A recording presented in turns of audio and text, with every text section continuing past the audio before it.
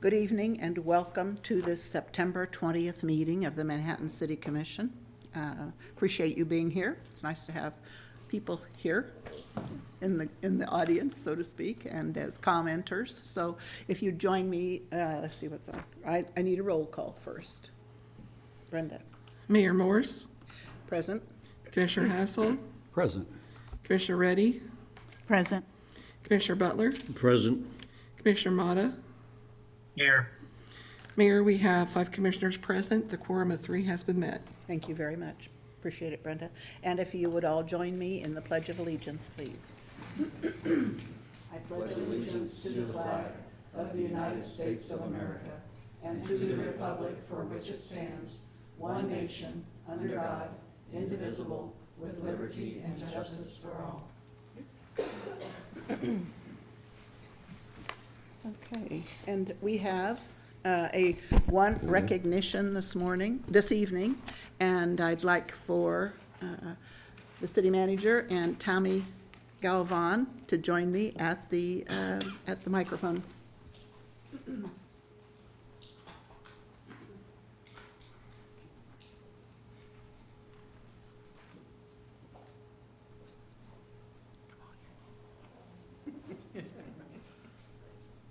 Well, good evening, everybody. It's our opportunity to recognize Tammy for a significant award accomplishment. Last week, the state of Kansas, or the Kansas Society for Human Resource Management, chapter of the national organization, held their annual conference here in Manhattan, and they were able to surprise Tammy with an award that her staff nominated her for, and very deserving. It's the highest award for human resource management in the state of Kansas for professionals, and Tammy has done just an incredible job for this organization, and she's active in the community outside of things that she does for the city. She's really been a champion for our organizational excellence initiatives and our diversity and inclusion and equity initiatives for the city. I know she's been recognized for some of those things within the community also, but we just wanted to reiterate our thanks to you and our support for you, and so well deserving of this award. And several of us got wind of it and got surprised down, so she was really surprised, but very well deserved, and we thank you for all that you do on behalf of our employees and our organization and the community and the state of Kansas as well, and the nation. Thank you so much. I'll represent that.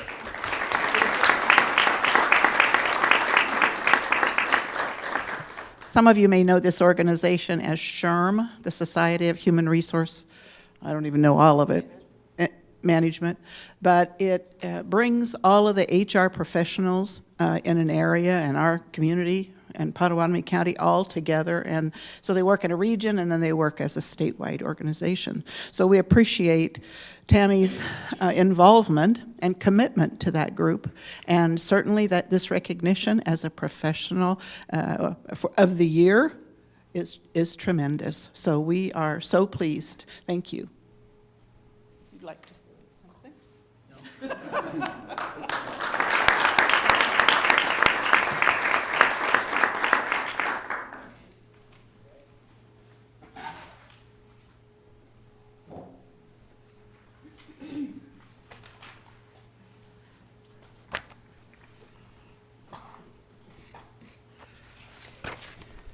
All right.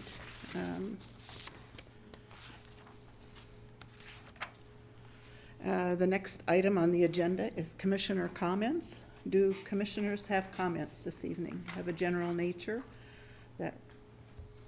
Please. Yes, I just wanted to say it is National Voter Registration Day. So if you have a change in citizenship or your name has changed, before you might need to register again, or if your address has changed since the last time you voted, or if you just recently turned 18. I think voter registration is extremely important, and to participate in the election process. The local government as well as state and federal agencies have a lot to do with how our community runs. So I just wanted to remind everybody that if you haven't registered or need to change anything on your registration form, please go to Riley County Elections and look it up, and it's free, so hopefully all of you are registered to vote. If not, please register. Thank you. Are there other commissioner comments? Okay. The next item on the agenda is the consent agenda. And if anyone has comments, the items on the consent agenda are those of a routine and housekeeping nature, or those items which have previously been reviewed by the City Commission. A commissioner may request an item be moved for separate discussion and consideration immediately following the consent agenda or at a different point on the agenda if desired by the City Commission. Does the commission have any questions or comments on any of the consent agenda items?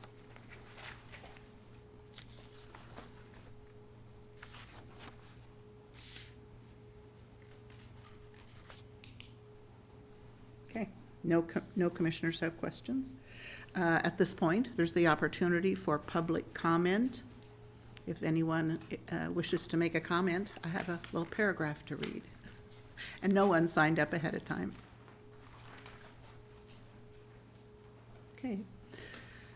Thank you. And the public, I should state that the public comment period is now closed. Is there a motion from the commission? Mayor, I move that we approve the consent agenda. Is there a second? I'll second. Okay. Are there any comments or discussion? One final time. All right. We have a motion and a second. Brenda Wolf, the city clerk, would you call the roll? Commissioner Hassel, Yes. Commissioner Reddy, Yes. Commissioner Butler, Yes. Commissioner Motta, Yes. Mayor Morse. Yes. Motion carries 5-0. Thank you. Okay, the next item is a public hearing. And we do have some special rules for public hearings, but we will be considering amending the Abbott's Landing PUD for a Tropical Smoothie Café drive-through. And Stephanie Peterson, the Director of Community Development, will be presenting.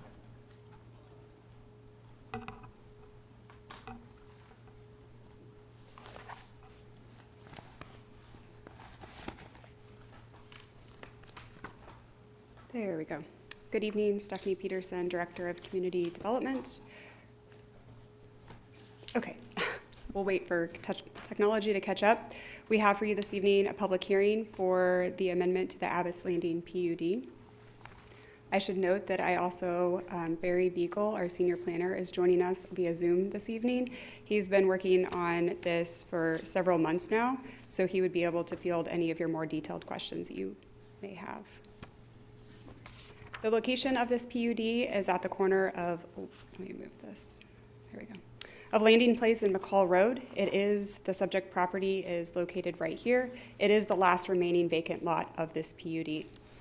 To kind of orient you, Orchlands is directly north of where this property is.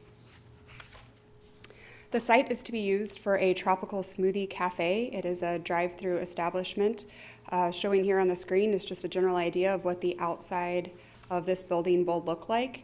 Most of their traffic is actually through the drive-through. They do have a small interior component, but their other businesses, the drive-through is their primary means of serving folks. I did include the site plan, a very general one, in your packet for you to look at. I really don't have anything specific to go over here. I will note that there are two means of access to the site, one off of Hummel's Place to the north and the other one off of Landing Place directly to the east. And there is a sidewalk connection from this site to the multi-use path along McCall Road. So the conclusions from staff, this did go through the planning board in a public hearing. They recommended it of approval 5-0. There were no comments that were made on this PUD. It is consistent with the other businesses within this plan unit development. There are several other drive-through uses here. It's consistent with the MDC, and lastly, it is in compliance with the conditions identified in the original ordinance that created the final development plan for this PUD. Here before you, the requested action to conduct a public hearing and then approve the first reading of the ordinance amending Ordinance 7104 and the final development plan of Abbott's Landing PUD. And with that, I am happy to answer any questions or might defer those back to Barry. So there's no access to, on McCall Road, we don't need to worry about Correct. Nope, interrupting? no access. Thank you for that. You're welcome. Commissioners, do you have questions? Okay. Does the public have any comments or questions? I think this is officially a public hearing now that the staff report has finished. Commissioners need to state whether they've had any communication on the matter and indicate if they've engaged in conversation and if they think they're able to fairly, objectively, and impartially consider the measure based upon only the evidence provided for the record. That's in this meeting. Okay. No communications. You haven't had any either, just the information provided by staff? And I have had no communication. Okay, all 5 of us have had no communications.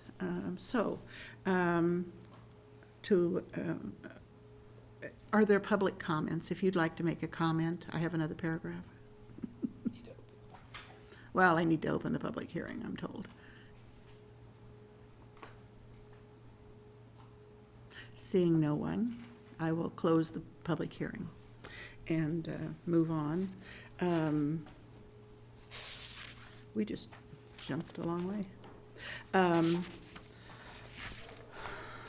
Applicant clarification, there's no question, staff clarification. Does the city have any final comments regarding this item? I assume not. You've stated your, all right. Is there a motion from the commission? I think we're ready. Mayor, I move we approve the first reading of an ordinance amending ordinance number 7104 and the final development plan of Abbott's Landing PUD to establish a Tropical Smoothie Café drive-through restaurant generally located to the northeast of the intersection of McCall Road and Alvin's Place, based on the findings in the staff report and recommendations of the Manhattan Urban Area Planning Board. I'll second. Okay. We have a motion and a second. If there are no other comments, now's your chance. If I'll ask Brenda Schaefer, the city clerk, to call the roll. Commissioner Reddy, Yes. Commissioner Butler, Yes. Commissioner Motta, Yes. Mayor Morse, Yes, Commissioner Hattasol. Yes. Motion carries 5-0. thank you, Stephanie. Okay, and the next item is the general agenda. And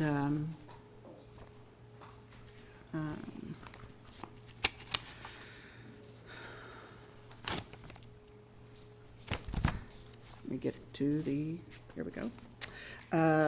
We will be considering the adoption of the 2023 budget, the 2023 to 2027 capital improvement program, and the amended 2022 budget.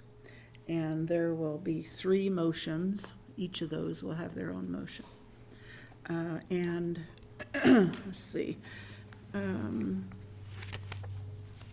We don't have public comment yet. Rena Neal is the Director of Finance, and she's going to be making the presentation on behalf of the administration. Thank you. Good evening, Mayor and Commissioners.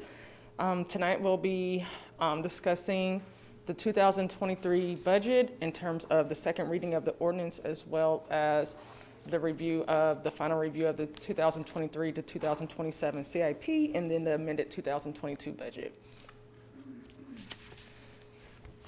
Before you are the published mill levies that were published and sent to both counties. And so our mill levy for 2023 will be 52.143, unless there are additional adjustments in October before the tax statements go out. Here's our historical mill levy overview, and this information was presented in the previous slide as well, in terms of the total increase to our property taxes is $1,837,587, and then that is the increase over the 2022 budget. Our budget summary for 2023 General fund, our special revenue funds, bond and interest fund, enterprise funds, and our internal service funds at a total of $188,448,000.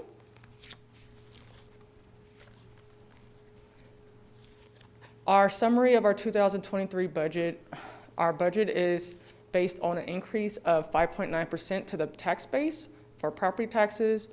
Our increase to the city's share is $92,169. In that budget, there's a recommended 5.1 cost of living increase, and then a 2.5% to 4% increase in our city's step pay plan.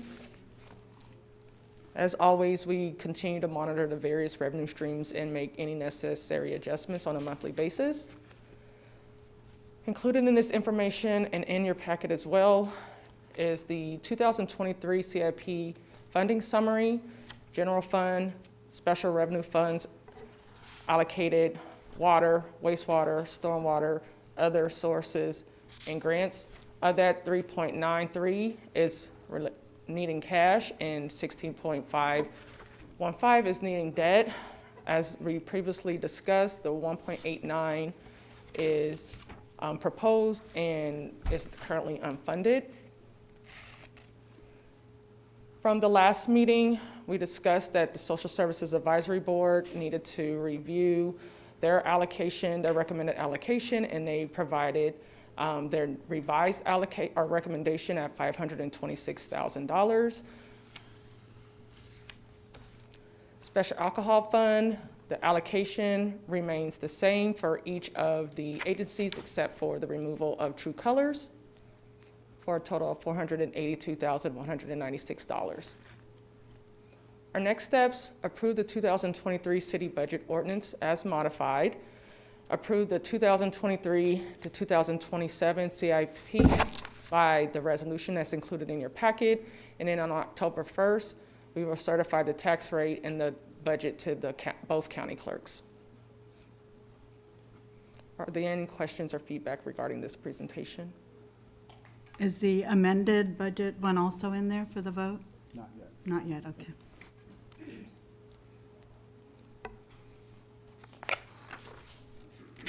I've got a question.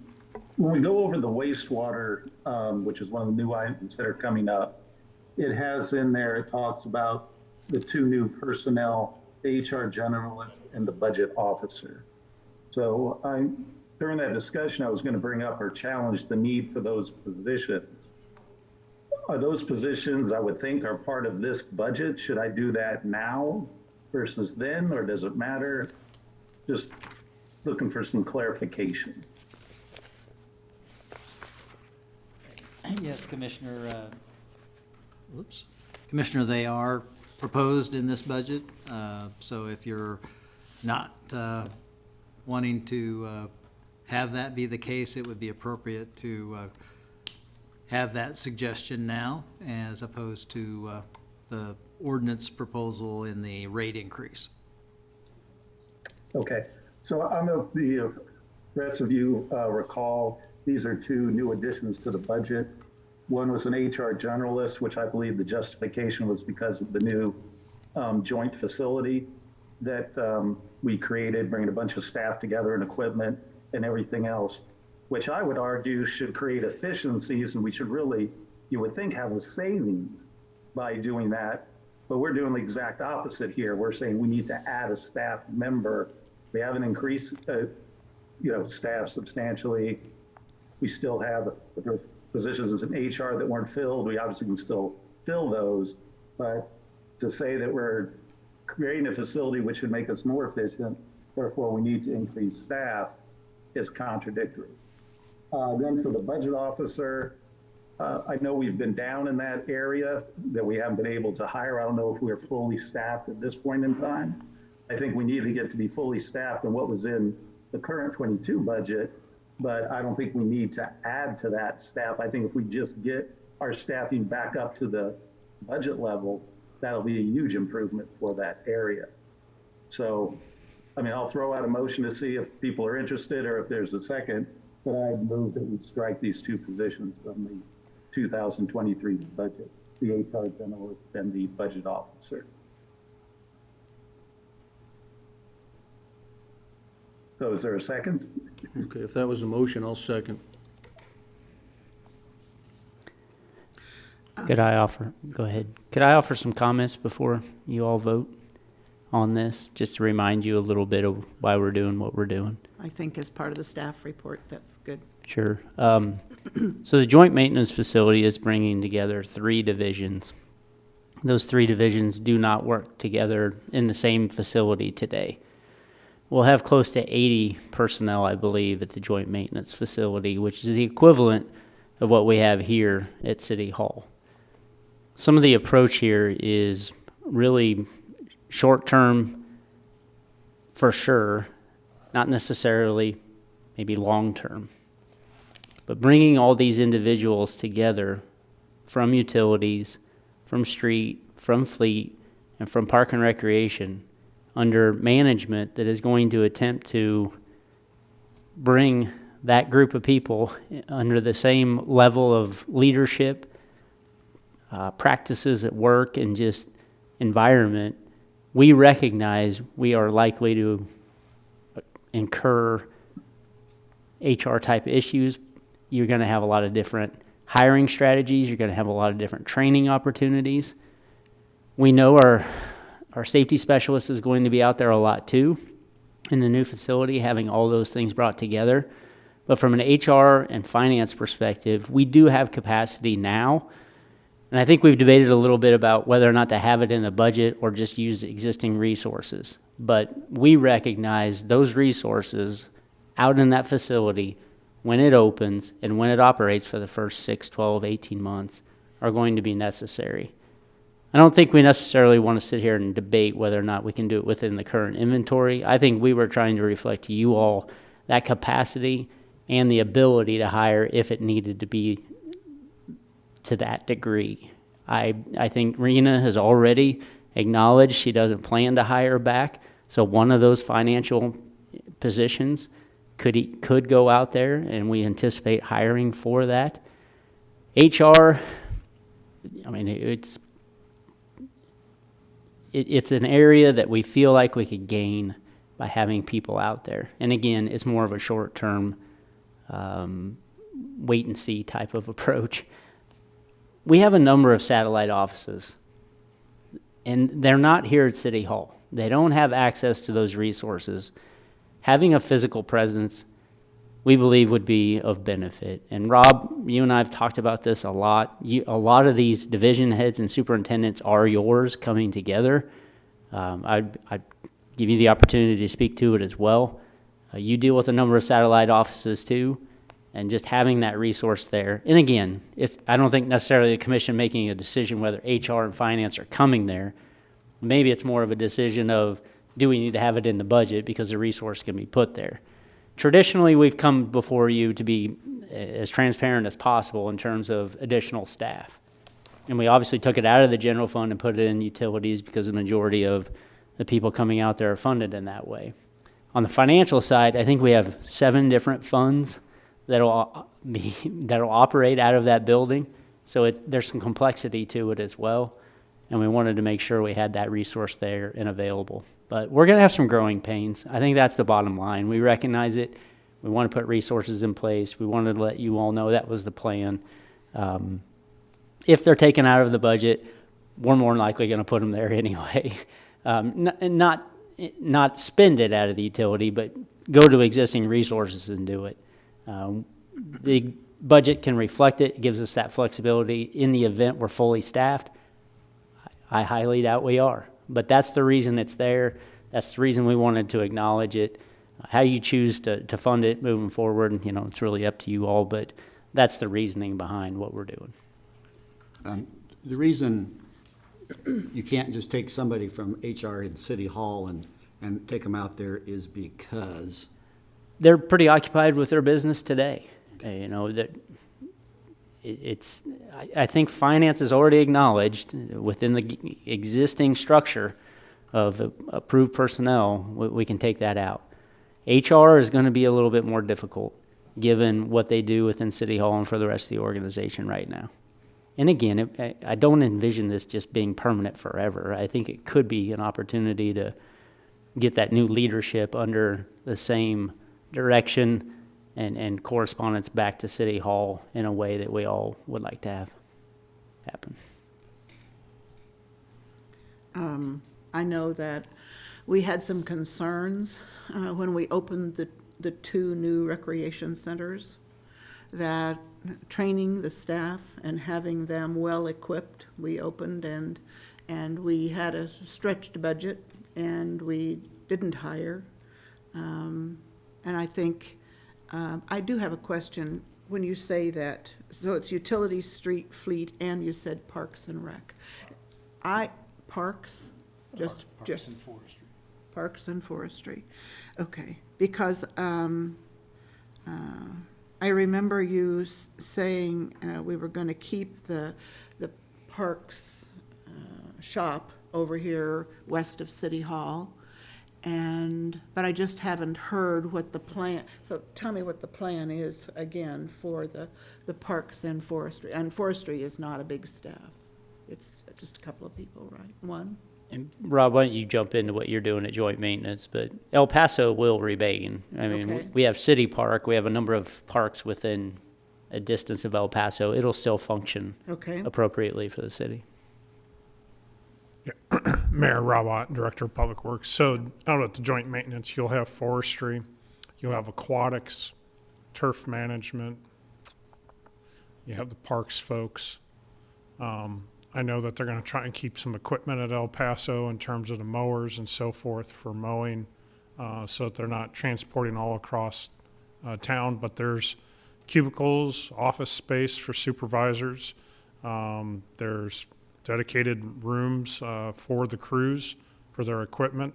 There's special rooms for their chemicals in terms of their pesticides, herbicides, and so forth like that are ventilated out there in that facility as well. So it's more than just, I don't know, I thought I heard you say two people. It's more than just two people coming out to joint maintenance are the parks and. well, I know, I was just thinking of forestry. Ron said there are 6. I just, huh? I think they're authorized 9, actually. I just remember when Jay David was the only. That's what I remember from years ago. It's So, more than Jay and one chainsaw Yeah, for the yeah, city, yes. okay. So, Yeah. I know that when you proposed the joint maintenance facility, it was to gain efficiencies. And I don't know that you'll have those the day you open. I think it's going to be, because you're bringing people from different spaces all over the city, I would say, that it's going to take a little bit of time to level that out. But that is an expectation. I hope Yep. that's still your expectation. Okay. I mean, definitely you're bringing 3 different cultures together. Yeah. Consistency in terms of practices, whether it's on the good side of promotions. Sure.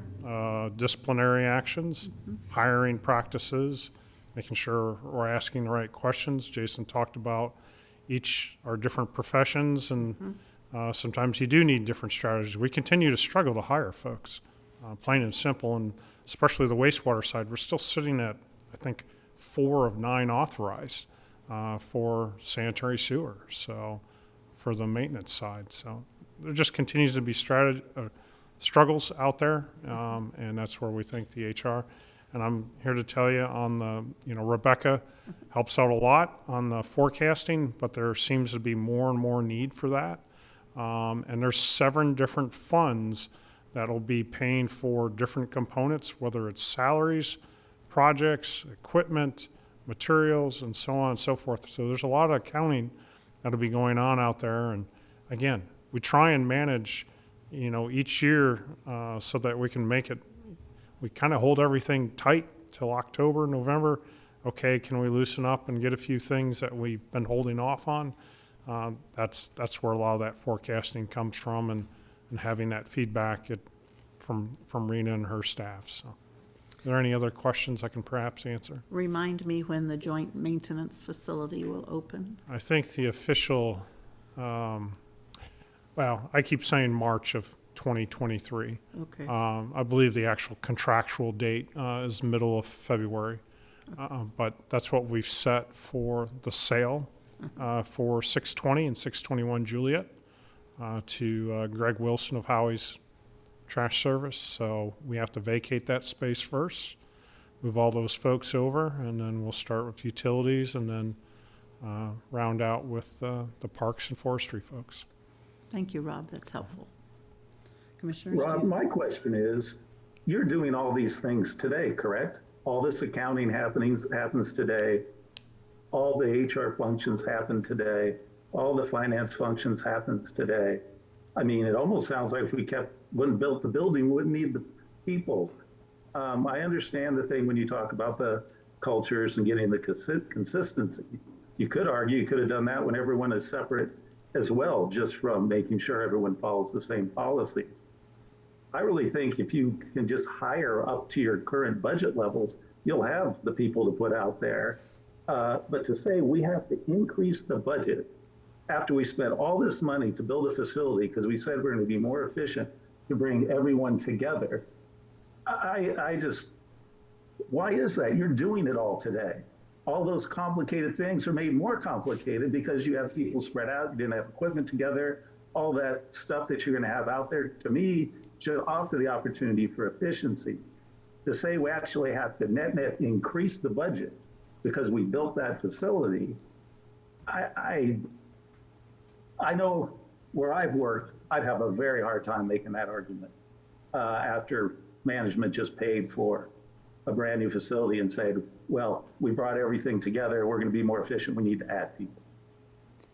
And I appreciate those comments, Commissioner Mata, and I don't necessarily disagree with them.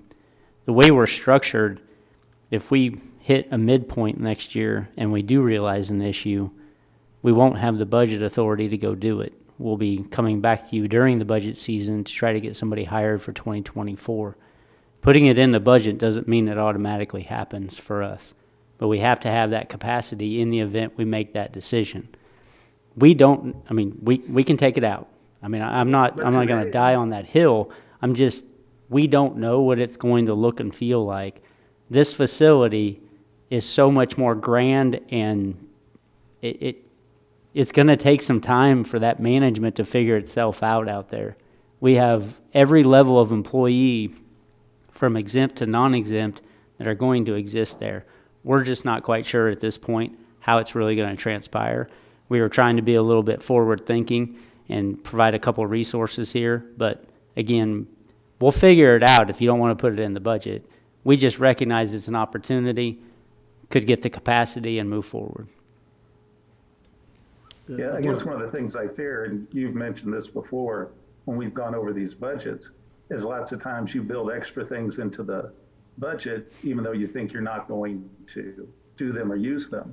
But then when we go to do the next year's budget, we base that budget on the last year's budget, not last year's actual.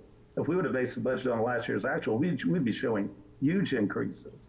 So what I fear every time we do something like this is then that becomes the base for the next year, whether we spend it or not. We just constantly escalate the budget. And we're operating all those functions today to be so worried about that cultural change or what's going to happen when we put it all together. Again, it almost sounds like maybe we'd have been better off not putting it all together. Anyway, I don't want to beat a dead horse. I just throw it out to the rest of the commissioners. I think in my experience, to spend all the money we spent out there and then to say we need to add on top of the budget. And again, I think if we can just get people hired and get those finance and HR up to their current budget levels, we'll probably have plenty of staff for what we need to do. Yeah, my comments on it, every year we say the biggest cost is people, and so maybe we shouldn't add more people. We also just changed the pay scale and raised it, to try to take care of that. And we got vacancies, so those need to be filled first, like John said. And wasn't real pleased with, paying for this out of utilities, because we're fixing to raise the water rates. That's always been an issue with me. And I fully get, that you're gonna have a culture change down there. But again, I'm gonna base this on, experience working in a number of places. When you have a culture change, that's not an HR problem, that's not a finance problem, that's a leadership problem. And so putting an HR person down there is not going to solve any conflict. That's the challenge for the leadership. I know that's a tough one, so I'm in favor of eliminating these two positions. My question is, are these the only two new positions, or are there others? This is it. This is it. So in a community like Manhattan, I don't think it's unreasonable to have two new positions from one year to another, and especially as we move out of the trying times we've been in. And I am anxious to get our finance and budget areas staffed so that we aren't killing our staff off. I don't want them leaving. And so that's my position. Yeah, and I'm sorry, I said I wasn't going to beat the dead horse, but I'll just beat it one more time. We'll actually, if we can get staff, fully staffed, we'll be increasing the number of positions year over year by a great number. I think that's one of the flaws the way we do the budget. We're always comparing it to last year's budget versus the last year's actual. Because if we can just get staffed up, that's a pretty big number. We'll be increasing staff compared to prior year. Other commissioners, thoughts? Yeah, I don't know, I don't feel strongly one way or the other. I think, I can see your viewpoint there, but you know, that's why I was asking if the current staffing, if you just move one of the people out there, but how many HR people are we down? Tammy, are you full up? Okay, currently. Currently, so, okay. So we, the other thing is that we have these new internal service funds. This group that we're moving out there are our biggest spenders, for equipment purchasing. Everybody does their own purchasing. So I can tell you, we're hoping through the ERP process that process gets improved as well. But having a finance person and an HR person out there to help the supervisors that we have out there with training and onboarding and all of those issues, as well as purchasing type agent person that can coordinate budgets and where they're at, would be of benefit. And it's one of those things that, we'll have to face, if we try to use existing resources and determine whether that's needed or not. It's just discussions we've had internally, and everybody felt like it would be a benefit. And again, all those things are done today. They're just going to be done someplace else. I'd like to hear from the other commissioners who haven't spoken. I think sometimes, in the education profession, we always think, you've always been doing it, why do you need more people? Well, you do it because you don't want to fail, but you're exhausted at the same time, and you can't afford to fail because you love what you do. And I think that's kind of the same premise here. Even though the facilities are being built, there's always operational costs or extra things that come when you move to something bigger or you build something differently. But our community is growing, and I would hate for everything to just fall on Tammy every single time. I know, Rena could use people always, and there is capacity to fill those positions, but the roles are different. And I think that's what the argument is here tonight. So I just see it from this. You've always done it well. You're very good at it. Just keep doing it. We don't need more people. Is a false narrative in any organization that's growing. Well, I'm going to put a reminder in my phone for May 23rd of next year, and we're going to make sure we talk about whether or not they were used,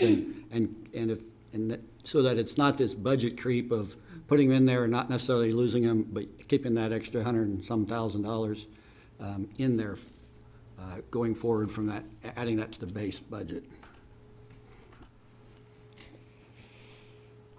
So unless there's further discussion, we have a motion on the floor, a motion and a second, to not fill the two requested positions. So is there further comment? Okay, City Clerk Brenda Wolf, would you call the roll? Commissioner Butler, It'd be yes, not to fill them. Commissioner Motta, Yes. Mayor Morse, No. Commissioner Hattasol, No, I guess. Commissioner Reddy. No. Motion fails 3-2. We'll be keeping an eye, it sounds like. Just keep us informed is all. Thank you. All right. Forgot where we were. Let's see, before we got off on, We're still on this the track. city budget, and I'd like to also make a motion, we amend one other thing, and that's memberships. I've talked about that for years. And Ron shared a document with some information in it. It's not exactly what I wanted, because I did want to look at it line by line. But I think the bottom line there is, we were provided an option that says, instead of spending $196,175 on memberships, we would reduce it to $130,000, which again was what was actually spent, I think, a few years ago. And this is the same kind of thing as with the personnel costs, where we put numbers in there and then we don't follow them. And so I want to make a motion, we reduce that to what was recommended as optional 2023 budget, which would be $130,000 for memberships across the board for the city. Second. I'm sorry, I didn't hear what you said. John, you seconded? I Okay. second the motion. Okay, there's a motion and a second to say the words again, Win. To cancel all memberships? No. No. In other words, it's just a dollar amount. City management will adjust what they need to, and we've had long discussions about it, like, why are we paying this much for chamber memberships? And I don't have the expertise to know which conferences the fire department needs to go to. But I do know that in past years, it was down to 130,000, and I know Ron doesn't necessarily like that, but we can, adjust down there. I don't think it's gonna do any damage. And it's a significant savings of $66,000.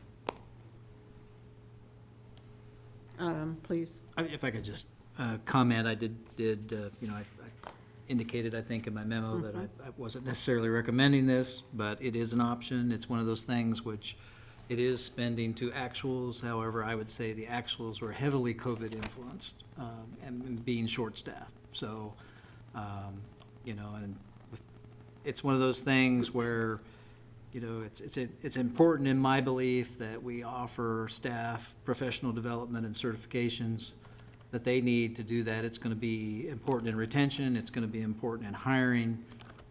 So that's an area that, if we need more funds, we're going to have to steal from other places in order to make sure that that happens for those folks. And that's my obligation to do that. So we did provide that option, but I also want to ensure our folks that, we're going to meet those professional development needs. Yeah, and I understand, but one of the things that was strange was you have all these vacancies in the city, but yet you're budgeting those vacancies to pay dues for like the chamber. And so it makes sense, this 130 will work. Now, next year, if you have full staff and we're lucky enough to get everybody hired, then of course you may have to increase it, but you'd have justification then. Right now, it makes no sense to target memberships for a bunch of vacancies.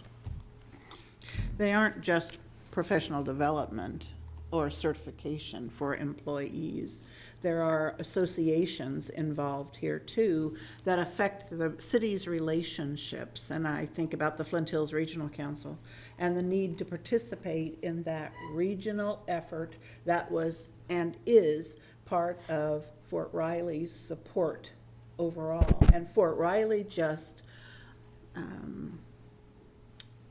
recommended, and the Defense Department just funded $100,000 to continue, so that the Flint Hills Regional Council could continue working on a sustainability plan, because that has been an issue in the past, as you know. And I think we have been successful in getting grants. We're going to be successful getting more grants, but the relationships with the other cities and counties surrounding us and Fort Riley. I, having served as the representative of this city commission in that group, I value those relationships for our city. We work together and help build the whole of the area. We are successful in economic development. The Flint Hills Regional Council even has an economic development district that we're going to be utilizing more in the future. But there are others, like the town-gown relationship. I'm sure that would be on your chopping block also. And I think that is a good relationship for us to have with Kansas State University. We are also a member of AUSA, the Association of the U.S. Army, and that relationship benefits our community and this region because others. So there are reasons, to me, that those associations, I'm sure those would be the first things you'd cut, but those are important for for our region. And the Chamber of Commerce, the other communities would, I think, look at Manhattan's as not leading in those areas. And I don't know that, I think we need to be a partner in those areas and work jointly with them and not be a bully and not prevail at every grant opportunity. We just need to be good partners. And I feel like that's what we've done. Yep. See, Maybe the I can staff interject. memo was not line by line, so, I'm not recommending we get rid of the regional council. I've deferred to management. All I'm interested in is reducing the amount. It's too much. And I would have my specifics that I would do. You're right, probably wouldn't get rid of the regional council, but I would get rid of Town and Gown. I'm sure you would. It's $4,000, I would nix it. That's not gonna hurt our relationship. But that's up to management to decide. Because what we're gonna give them is the motion is just a target number. And when I looked through the line-by-line thing, but it was an old one, it didn't have 2023. It did have a lot of chamber memberships, and some of them did not make sense to me. And I went to talk to our chamber to figure out, and they sent me a note on how it's done by number of employees. But we had the airport as members of, the Abilene Chamber, the Salina Chamber. And I think that was done when Rich Yankovic was trying to drum up regional support for the airport, and Well, he sure. thought that might work. And that's its And, purpose, right? and so we joined that, but the end result is after 4 years, we don't have any regional support for our airport. We have a sign that says regional airport, but it's a municipal airport. We pay for it. So that's not a good investment. And that's what my point is. And That's lean management. You look at everything line by line. Every director out here that sends people looks at that and says, okay, is that really essential? Or is it something that I can do without? And that's all my point is. I think we need to continue our efforts with these other partners with regard to economic development. It has paid dividends. We have attracted, whether it's Pottawatomie County next door, or Wamego, or Junction City, Geary County, those are important relationships. And if we disassociate with them, and the Abilene isn't that expensive, I'm not saying that it's the number one spot, but it is, that relationship is important from my perspective, and it's as valid as your perspective. And I'm, I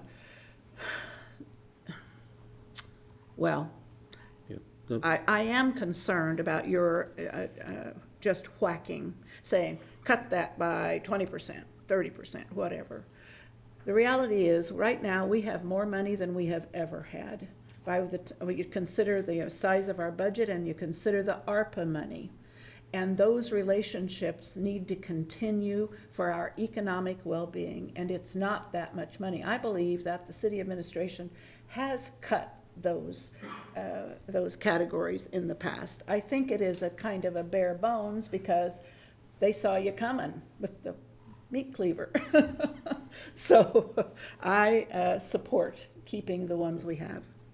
And like I said, I would have Okay. preferred we could go over it line by line, then you could make a case for each one of them, but basically, I figured, okay, if management wants to handle it this way, and they can set the priorities, and that's the point. You're still spending $130,000 on all those relationships. That's a pretty sizable chunk. I just think $196,000 is too much, and it needs to not keep growing every year. Okay. And people want us to get control of our budget, and we need to get control of our budget. Okay, you've said that. Thank you. John? Yes, John? Yes, I would say, like what Wynn just said now, what we're saying is you can still spend what you spent the last year, which means you can keep up those relationships. We're just not building in this extra money by budgeting to the budget again. We just turned down a motion of adding people to the budget, just in case we might need them. We won't hire them if we don't need to. We won't build the budget on the budget again. And Ron even said in his comments, you know, I'm going to give my people their professional training if they need it. I'll find it somewhere. Well, he's going to have places to find it because we're adding money on top of money. You're calling this a cut. It's really not a cut. It's just spending what you did the year before. The cut of those two people that I proposed really wasn't a cut. It was not doing an ad, and as I said, a big ad, because we can just get people hired the way they were before, because we don't budget against actuals. We budget against budgets. Now, lots of times we never hit, but then we just put it in. I would, say we have more money than ever. I just know that a lot of people complain about their taxes and affordability in our community. And I know at least 4 of us on this commission, when asked are their taxes too high or too low, said they're too high. And so my challenge is, we're not going to do these things, which is simply not adding. I'll come up with some other ideas. At least, we're just turning down these things, which are increases to the last year's numbers. Yeah, they're cuts to a budget that was thrown out there. So, I think we owe it to the taxpayers. I think there's plenty of ways that Ron can make the budget work, because we just turned down a motion to get rid of a couple of them. They're still there. You should. I'm going to probably, I understand what Ron's saying, I'm against this too, but I'm going to be okay with it because I'd like to hear Commissioner Wynn Butler say yes to a budget. Oh, yeah, there you go. Think that'll happen? He has a long record of no's. Mark? I just had gotten was contacted today about somebody, one of our economic development partners in the area, about making sure we keep the National League of Cities membership, because they've got some economic development and entrepreneur deal that they think is really going to be something special potentially. And so that's part of what Ron thinks is important. That'll be, you can include that into the monies available. Yeah, I think Ron mentioned that in his memo. Yeah. Because originally we were thinking about that not being there, but that makes sense to me. Okay, unless there are further comments, we have a motion and a second. Brenda, would you call the roll? Commissioner Motta, Yes. Mayor Morse, No. Commissioner Hassel, Yes. Commissioner Reddy. Wait a minute. No. What's yes and what's no? No is opposing the cut to the proposed. Okay, I oppose the cut. Okay, thanks. I was thinking, oh my gosh, we're wording different. Okay. Commissioner Reddy, Yes. Commissioner Butler. Yes. Motion carries 4-1.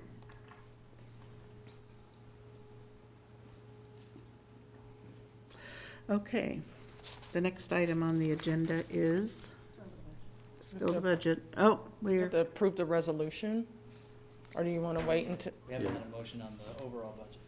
yeah, Yeah, I'll make the motion that we approve ordinance number 7595, adopting the 2023 city budget as we amended it this evening. Second. Okay, with that, I have a few comments. I will be voting no on this. And here's why. I think the budget cuts, Social Services Advisory Board came back with the $526,000 that was requested last week by the City Commission, and the Special Alcohol Advisory Funds Advisory Council Committee also came back, taking out True Colors. And Abbott has also reduced, or had a budget of, they asked for 179, I believe, and it's 143. And all of these things impact vulnerable populations in our community. And I think a few years ago, for decades, or for as long as I've been on the City Commission, the Chamber of Commerce always came with $183,000 as a budget request. And I think in 2020, we increased it by $350,000 because it has an economic impact on our community. And we took that out of the economic development funds. It was there, it had a dedicated funding source, and therefore we moved forward with it. And that's a huge amount. The Addabus also has the same dedicated funding account from economic development funds, and they provide a huge resource for people that can't get to their jobs or to their doctor's appointments or to get groceries, whatever it might be. And her budget is $6.7 million. And an ask of $179,000 from the city of Manhattan is really not a whole lot when she uses that amount of a local match for more funds. I believe this year alone, she secured, maybe not this year alone, but in the past few years, she secured $929,000. And she was able to put a local match to that as a partnership.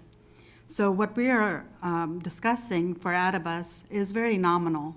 And I think this, when we talk about economic development, this is economic development. But if you want to talk about it as transient guest tax funds, I think that would also be applicable here, because she is considering that loop between Aggieville and downtown. And if we have visitors coming, that would be an essential piece to have, as far as parking in one space and looping around instead of constantly thinking about more and more garages. So I think she serves, or Adibus serves, a huge purpose in our community, and it has changed the way a lot of people function in our community. We don't see it because we don't run into those circles about getting on a bus. We all have individual cars. Each family here probably has a car to each individual in their own family. There are a lot of people that don't have it. And this generation is moving away from cars. They're more into bicycles, walking, or different types of transportation. So I strongly recommend that we keep the funding that was requested for Adibus. For True Colors, there were a variety of reasons given for why not to provide funding for True Colors of $10,000. Again, they have a dedicated funding source as well. I know back in, I think, 2017, we provided $15,000 to Circles, which was also a new nonprofit organization. It transitioned into Thrive, and we funded $10,000 for that. At that time, neither one of them had a track record. They were fairly new to our community. But we trusted the Special Alcohol Services Advisory Board, and we dedicated those funds because we knew they were doing good things in our community. The SSAB, they reduced it to 526, following the recommendations or the quote-unquote guidelines that we discussed at last week's meeting. And I think that's unfair. We didn't give them guidelines the first time around when they did allocate that money, and they reduced it from $600,000 ask to 500 something. So they did their legwork, they did their homework, they made visits, they met and talked with everybody, and then they recommended them, and then we changed the parameters last week, and they were forced to go back and reduce those. That should have been us, who should have had the guts to reduce it ourselves instead of putting it back on them. Because those organizations were thinking, oh, it's going to be funded, and SSAB thought their job was done. Now the City Commission makes the recommendations. But instead, I feel we were irresponsible in kicking it back to them and changing the guidelines or saying, you do whatever you want, and it's hard for them when they already did everything they could. So I can't, I can't agree with the recommendation we made from that. Transient guest tax, we heard CVB ask for close to $1.3 million, $1.299 million to be exact. And that's an increase from $1.1 million from 2021 because there's funds coming in. They're not already there, but that was the request. So I think even downtown is asking for an increase for staffing. All of these are economic development issues. And when we talk about the Greater Manhattan Community Foundation taking over some of these social services, they already have more than 50 or 60 social service agencies and nonprofits that they fundraise for. So, and these are some of them that are already there.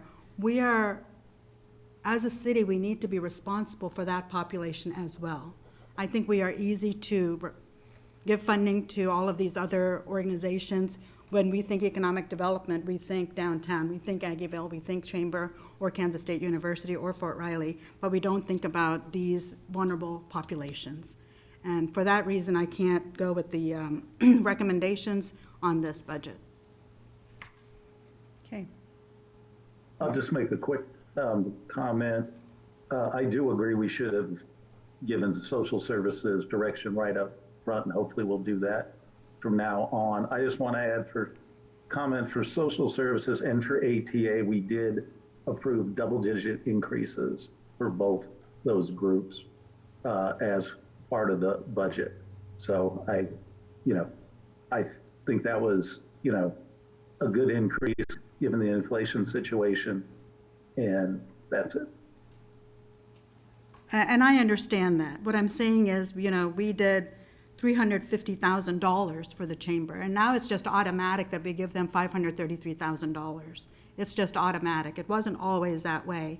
When we think about $179,000, yeah, it might increase, but the needs in our community are increasing. And you know how well she runs her staff and that organization. Sure, she can do without it. She can do without the increase. Any one of these organizations can do without it, just like the city can do with some budget cuts. That's not the point. The point is, how do we treat people in our community that are working within the most challenging environments that they live in? Yeah, I just say that for our taxpayers, if we're going to keep giving 30 to 40% increases in areas, I think we're doing a disservice to them as well. Yeah, and you made a good comment about the loop, because I've been trying to champion that for years. But I can see that still happening, using economic development funds and actually having a request for proposals and have, if ATA wins, fine, and then dedicate some money to that, in the future. And I can see that as a possible, future plan for that. Then the other thing on the chamber, I think this is the first year where we took, did we take $100,000 of that transient guest tax money, moving it into the general fund? Hadn't done that before. So we did recoup some of that. Also, our ask at the beginning of our budget session was keep the mill levy flat, and that ask was met as well. Well, with the only way I can sleep at night with this $30 million or whatever it is budget increase over last year's is based on a couple of things. One, pretty much all of the property tax increase is going to the RCPD. So if people are mad about the property taxes going up, then apparently they hate police protection. Tongue in cheek. Second thing is that the huge increases in the water, wastewater, everything else like that, there's so many projects going on in town that most of all that extra money is going to be designated for the levee, for the airport runway, for the North Campus corridor, for Aggieville, and for the new joint maintenance facility. And so I would surely hope that over the next couple, 3 years, at some point we'll finish Aggieville, and hopefully the TIF money will start taking over some of those things, so we don't have quite as much expense out of these other funds. But there's just a lot of stuff that's happening in Manhattan, and somehow it has to be paid for. And I'm looking forward to this economic development tax kicking in the first year, even though the majority of the economic development part of it's going to be designated towards Scorpion. I'm looking forward to that helping a lot of these infrastructure projects and the bond and interest fund, and maybe providing a little bit of relief here over the next couple of years at some point. Okay. I think that there are some infrastructure and other expenditures that we should look at and should have looked at before tonight, which is the final night. But there are some things that could have been cut or just aren't, it depends on what your values are. And I'm not concerned about the customer service part of the City Hall at the moment being a higher renovation, being a higher priority than some of these things we're talking about tonight. I'd like to make sure that we look after our people. We have ARPA money that we're not spending on people. We're spending it on infrastructure. And the ARPA money was provided for communities to recover from COVID. And there were real human costs during COVID. And I think that some of these are what we can do, whether it's a bus service or whether it's just giving small amounts of money to some of these organizations that are nonprofits. And so, as far as I'm concerned, I also am, I am concerned about the loss of confidence by the advisory boards in our leadership and our city commission. So that makes me think that if we're going to combine social services and special alcohol, we need a well-thought-out plan before we just dump it into some staff member's lap. And I'd rather know what the options are and plan that out rather than just knee-jerk based on a meeting a month ago where it came up for the first time, or maybe 6 weeks ago. I just think it's racing to just do something that isn't that. I think we can function another year with better direction for those two boards. And I like they are different. And one of them has a revenue stream, and that one just keeps going up because the sales taxes just keep going up. The other one, the social services, has been tamped down year after year to a flat rate. And, there are times when we need to increase it, especially when COVID comes along. And our social services are struggling, all of them. Our emergency shelter is full. Our crisis center is full. We don't have a place for homeless people who just suddenly show up to even take a shower. I mean, there are needs in this community that we aren't meeting and no organization is meeting. And so it seems to me that we need to, I have said, I can't tell you, every month since we got ARPA money, that we need to be talking about what we're going to spend it on. And I want the commission to have that kind of an active conversation. And I want a public hearing where the public really gets to talk about what their needs are, instead of being filtered by administrators who make more money than I do. So I would just say that that's, let's see, what else did I have here?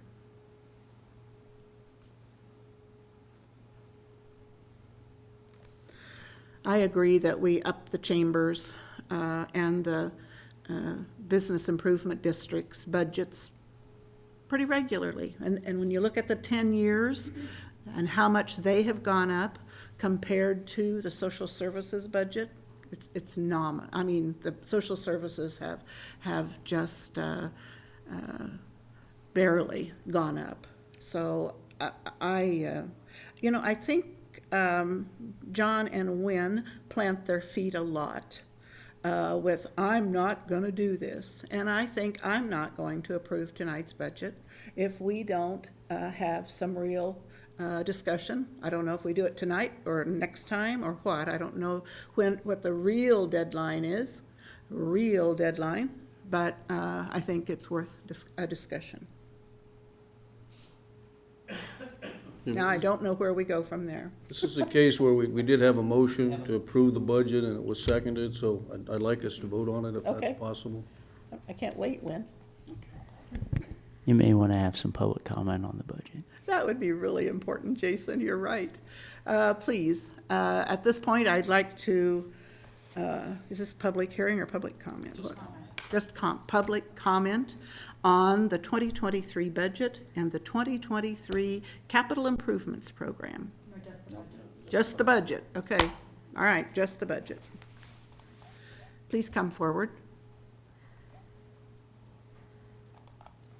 Seeing no one, I will close the public comment period, and we can move along with a vote, I think, unless there's other discussion.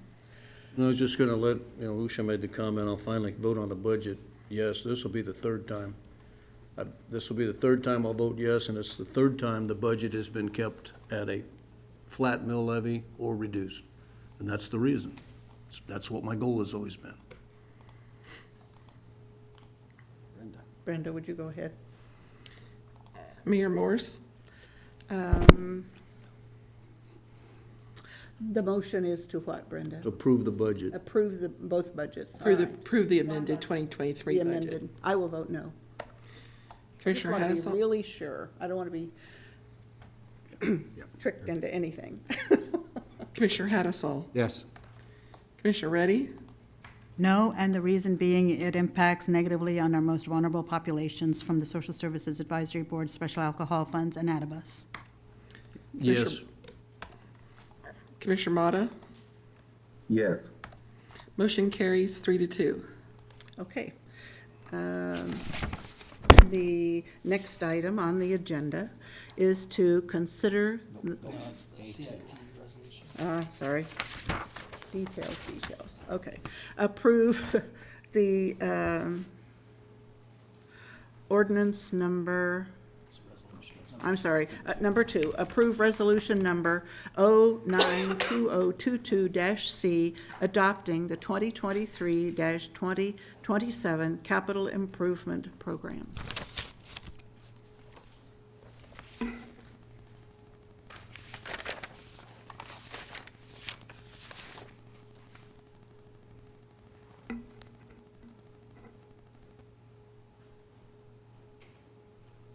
There's no PowerPoint, it's just the information that was included in your packet.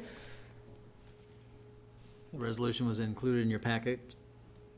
Rena did cover it with the broad-based funding categories of the different aspects of stuff, and I would just reiterate the aspect of, the CIP is a planning document. The budget is it's not an appropriation ordinance, it's an authority. It gives us a spending limit, if you will, assuming the revenues are there to support those expenditures. The CIP is a planning document that basically says, here's some projects that have been planning on doing, but all of those have to be authorized by you at further points. So it's a planning document, and so that's what this basis is. And as I understand it, these would come out of the general fund. There are a variety of funds, Uh-huh. and I think they stipulate which ones they are. Okay. I would just indicate that, again, the projects in the general fund at this stage are not identified funding, but if we have sufficient revenues, then we would proceed with those. There are some that are cash funded, and then there are some that are debt service funded. But the CIP resolution is based on all funds, not just the general fund. The chart I'm looking at is Exhibit A, and it shows $20 million for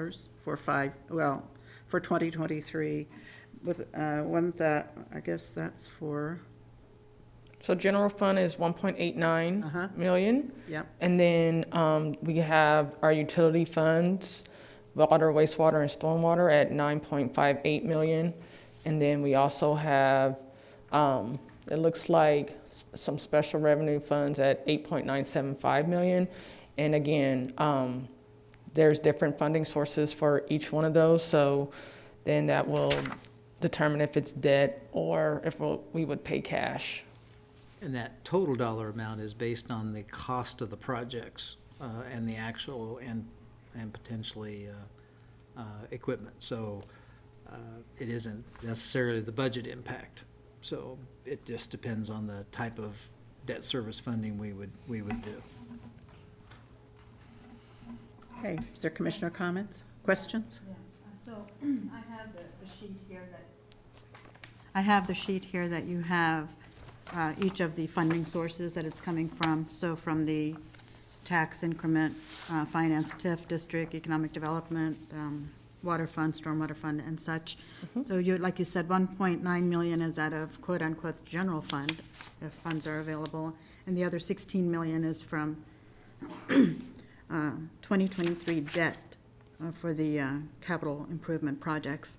I had emailed Jason a little bit earlier about our debt ceiling and what it is, and our well, not necessarily, I didn't email him about temp notes and general bond.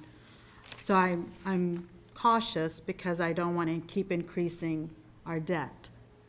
So if some of these, like we haven't really collected from the TIF district in Aggieville just yet, but we're also recommending another 5.5 million from the TIF district for Aggieville, 12th Street and Laramie.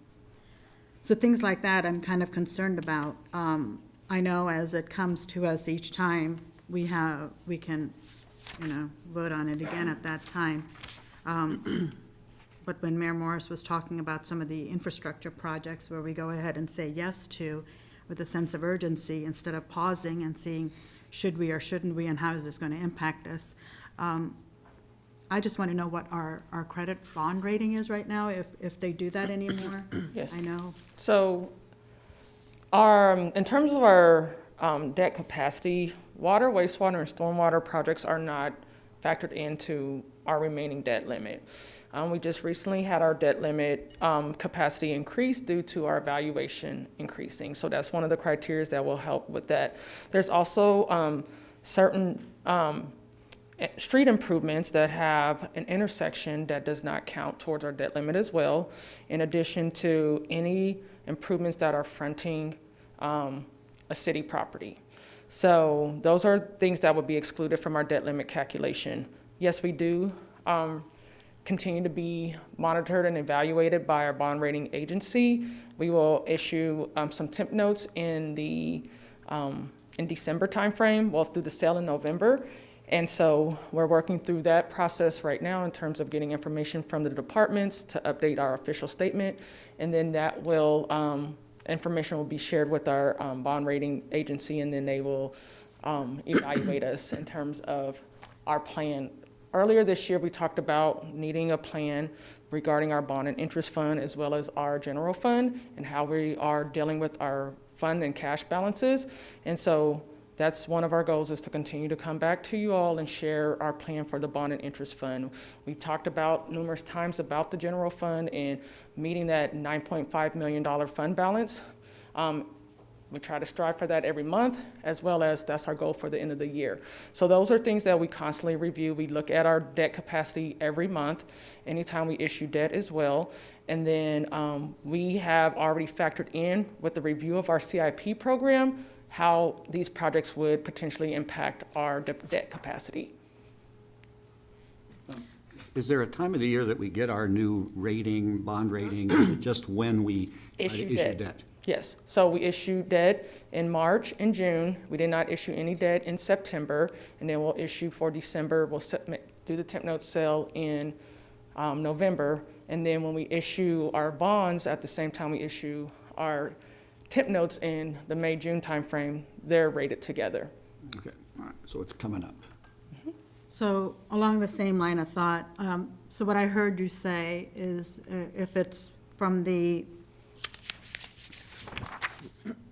stormwater, water fund, or wastewater fund, those don't get counted into the debt. Right?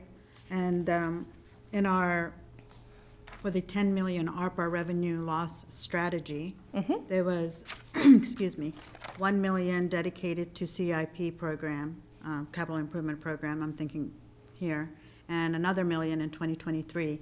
So is that the 2 million we're talking about for some of these projects? Or is that totally different? Or is that the fleet program or whatever it is we were talking about?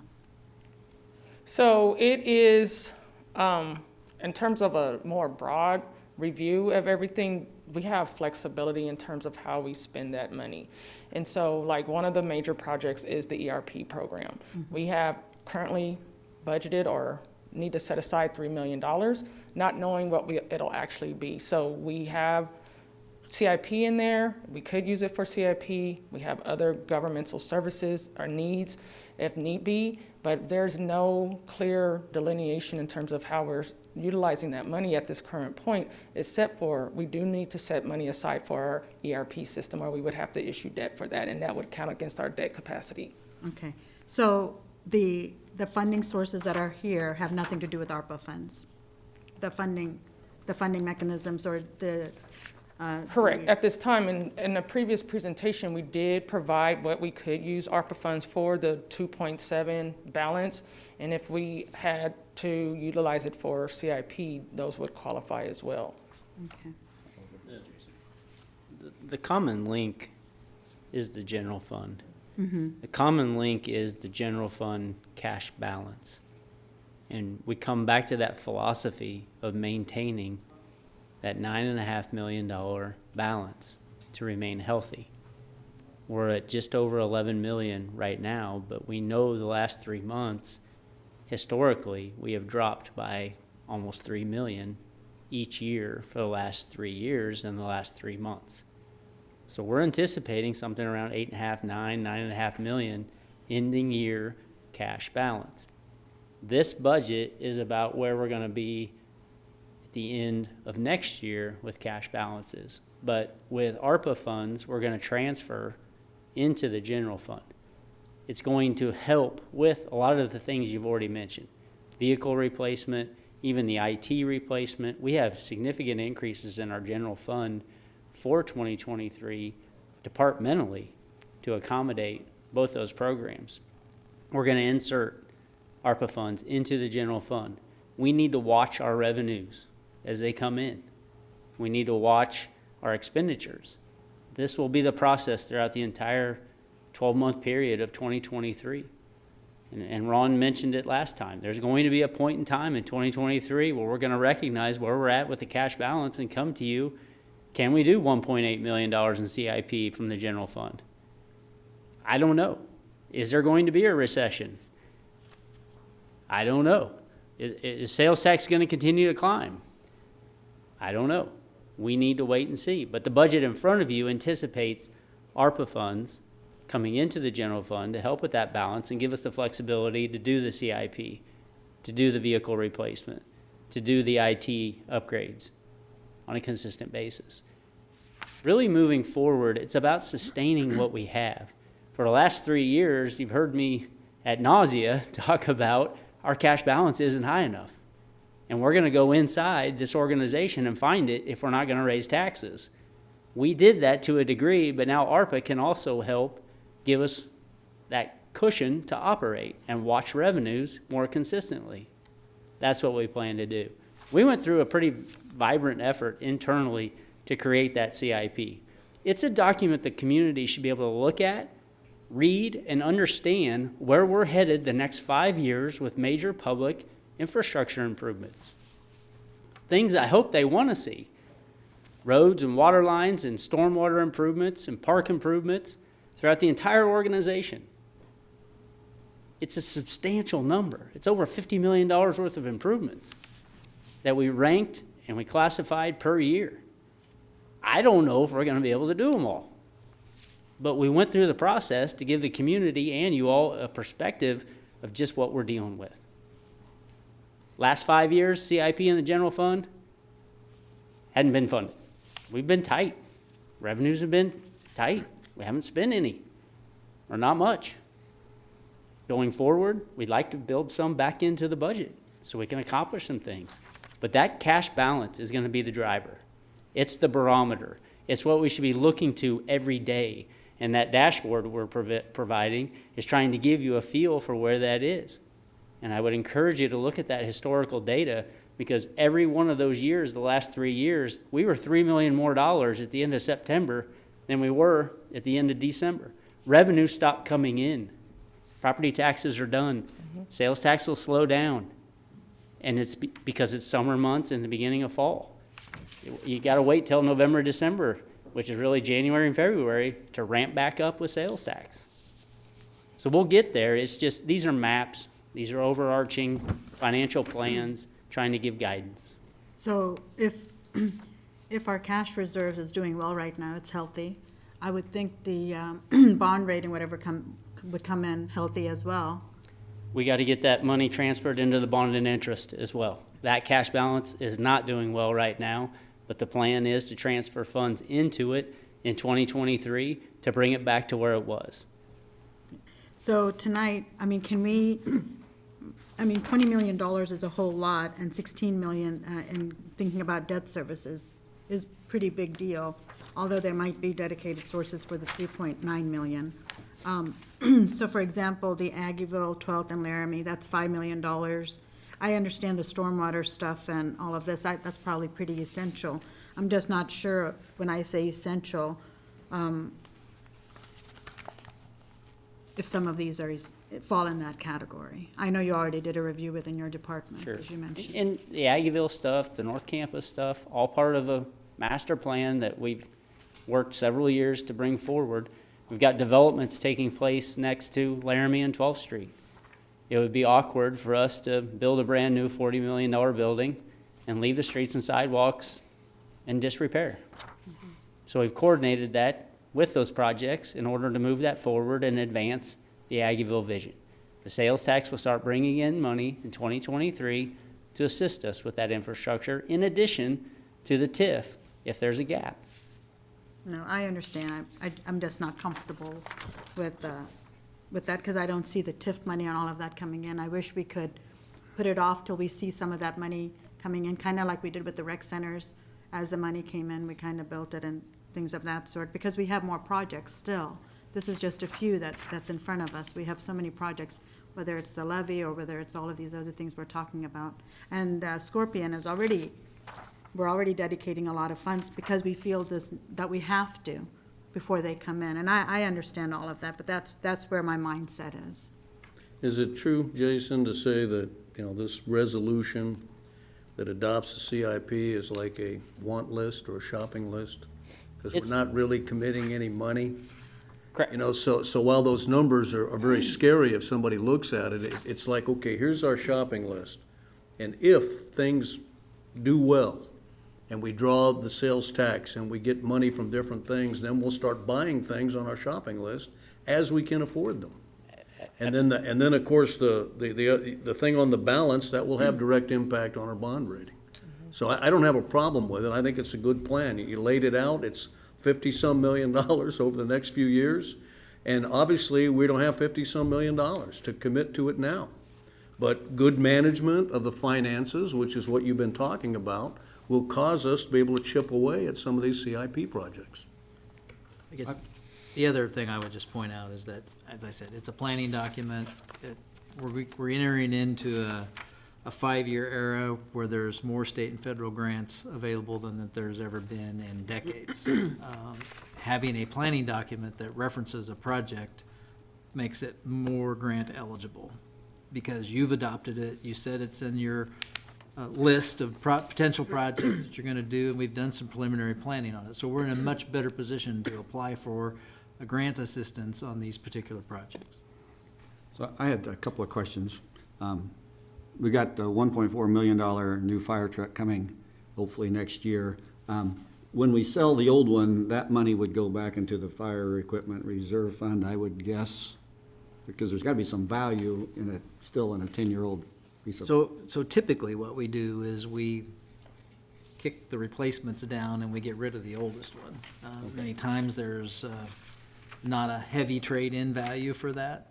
I'll just tell you that, with supply chain issues, used to take us a year to get a fire truck. I think we're already at 15, 16 months out. We're probably going to look at 2 years. So it's just kind of a whole new era, and this is with lots of vehicles. So that whole strategy, and you'll be hearing from us about some of our existing strategies. We just had a bid opening for the 17 vehicles that were approved in the 22 CIP.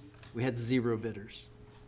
There's only 2 of those vehicles available on the state contract because there are no state contract bidders. So there are a lot of adjustments that we're going to make, to speculate on the value of an older fire truck. And my history has been we haven't had a lot of trade-in value, and we've ended up either selling it or providing it to another agency. So at a nominal cost. So the next one is, I noticed for 2024, we've got $11 million for taxiway A reconstruction. Are we expecting a bunch of that to be paid for by FAA money, or we aren't going to do it right away? Yeah, we'll have a number of allocations that will be, our 5-year master plan. It's coming to you on I think your next agenda.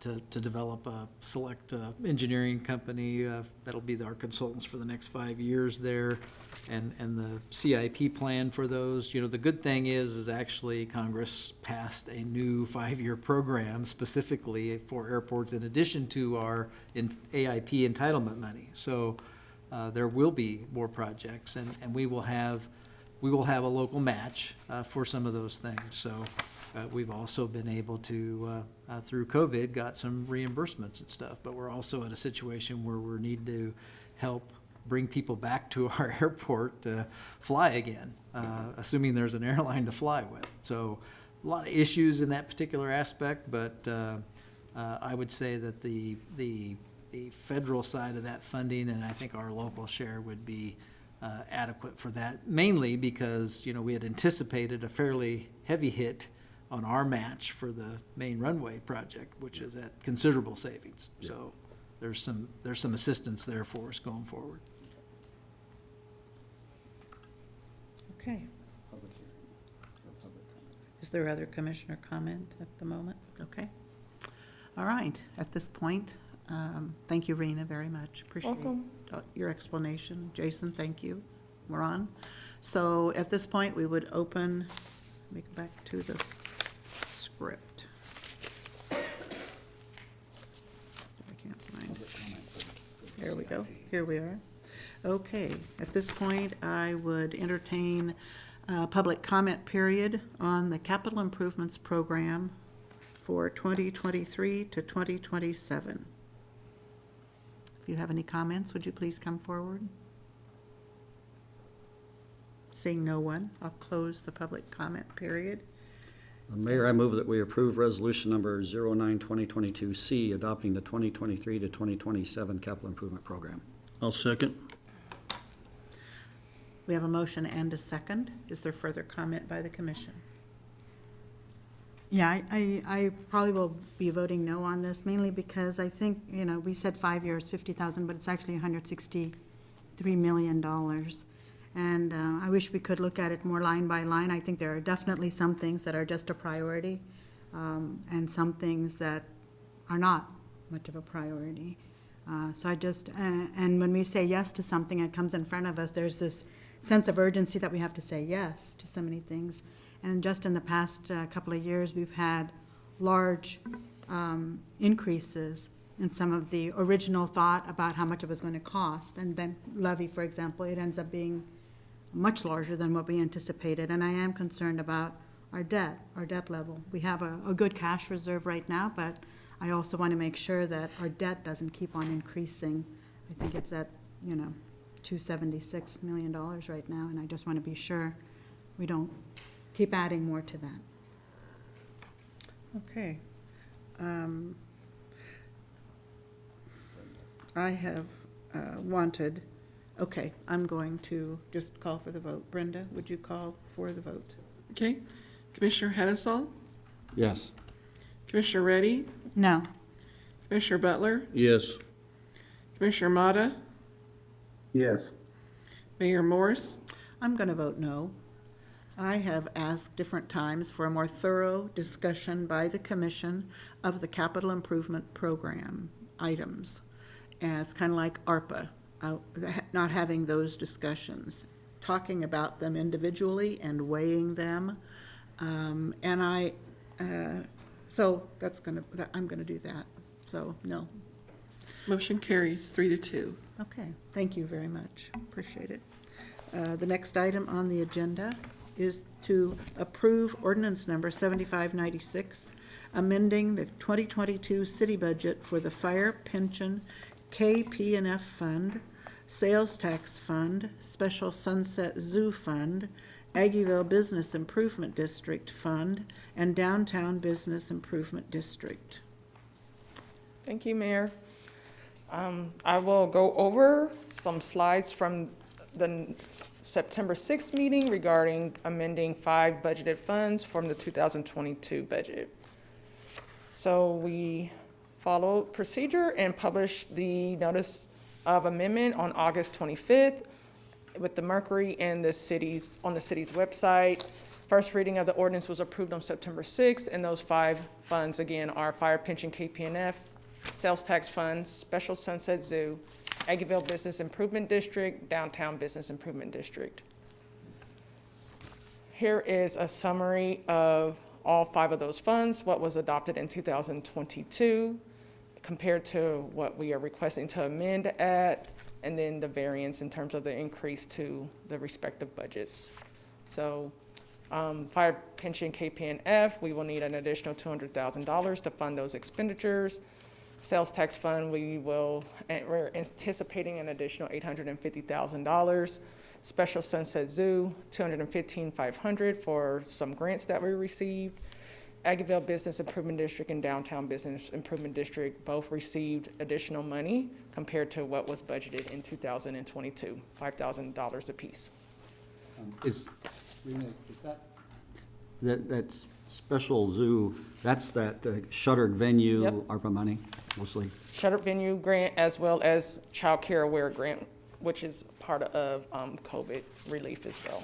Even though we don't have the child care facility functioning anymore? There's other expenses related to camps and things, yes, sir. Okay, all right. And then again, the reason for amending is listed on this screen. And then actions for this evening: approve ordinance number 7596, amending the 2022 city budget for Fire Pension KPNF, the Sales Tax Fund, Special Sunset Zoo, Aggieville Business Improvement District, and Downtown Business Improvement District. Thank you, Rena. Yes, ma'am. Is there just, do commissioners have more questions? I don't have more questions. I think, it's an amendment to give the money back that they each got from their revenue sources. So I think that would be appropriate in this case. Is there other commissioner comment? I do think that at the end of the year, a budget revision is appropriate. When we pass the budget, we're speculating, everyone is, the administration and commissioners, we're just doing the best we can to get there. And by the end of the year, this is September, and will there be another revision, or is this it? This is it for This the is year. it. Oh, and this is for this current year? Yes, ma'am. Okay, all right. All right, are we ready for a motion? Public comment, hello. At this point, I will open the meeting to public comment. Please come forward. Seeing no one, I will close the public comment period. Mayor, I move that we approve ordinance number 7596, amending the 2022 city budget for the Fire Pension KPNF Fund, Sales Tax Fund, Special Sunset Zoo Fund, Aggieville Business Improvement District Fund, and the Downtown Business Improvement District Fund. I'll second. We have a motion and a second. Is there further discussion? No? All right. City Clerk Brenda, would you call the roll? Commissioner Reddy, Yes. Commissioner Butler, Yes. Commissioner Motta, Yes. Mayor Morse, Yes? Commissioner Hassel. Yes. Motion carries 5-0. Okay. The next item on the general agenda is B, to consider water and sewer rate increases and other ordinance modifications for 2023. Randy, you always come on late. I'm sorry you have to sit here all night. There you go, sir. Randy? Yep, thank you. Thank you, Commissioner. Randy DeWitt. Okay, well, I really don't have a lot of new information to share with you regarding rates and charges that I didn't share with you in August. Just as a recap, we traditionally schedule 3% rate increases in the water and wastewater fund in our forecast for out years. We do that based on ensuring that we meet some of these 4 goals. Primarily for us, we're looking to make sure we have enough revenue to offset next year's expenses, but also to grow that fund balance to meet expectations, to meet recommendations. So we recommended a 3% rate increase for the sanitary sewer, for the wastewater fund. Everything seems to be looking up for that fund. On the water side, we recommended to do 4% increases. So primary reason for that was just because we saw that the out years with the 3% increase and the adjustment to the additional expenditures for 2023, we were projecting a fund balance in the out years that was going to be about $1 million less than recommended. Again, these charts for the wastewater fund shows what we're looking at with the 3% increase for the wastewater fund balance. And this is what it would look like on the water fund with our proposed 4% increase. Everything that I presented in August remains the same. Our revenues are looking to be on track. We've had a couple good months of water revenues, so traditional revenues in July, August, and September have met expectations. So we don't see any reason to deviate from what we recommended. And the only really new items I was going to bring to you for discussion were a couple other ordinance updates that are clarifications. They're general updates. They're clarifications to existing rules and regulations that we have that are specifically pertaining to fees and charges within the same ordinance. These are changes that we had proposed about 1.5 years ago when I came to talk to you about general ordinance updates and a reorganization of Chapter 32. These are changes that I identified as we could easily implement these since we're updating the ordinances for rates and charges. So I'll talk a little bit about some of these changes. General updates, number one, system development charges. Again, these are our right to connect fees. And really the clarifications are surrounding rules and regulations for exemptions and credits when a property is either redeveloped, rebuilt, or added to. They are eligible for credits for the difference in a meter size from what they're proposing to what was there existing. And so over the years since we've changed to system development charges, we've had several instances where there was some confusion in the interpretation of these rules with risk reduction. So really the changes are about clarifying that, who's eligible for those exemptions or credits. Does that just make things more complicated, having credits and exemptions? And is it better to just have a flat rate for a connection? It would be simpler, but it wouldn't be fair. That's really what it all boils down to.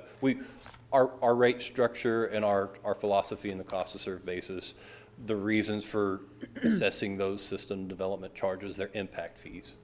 And so if somebody's changing the use of the property, they're impacting it more, but only by a small amount, or it could be a large amount, but you give credit to whatever that use was before it was redeveloped, and it's not uncommon.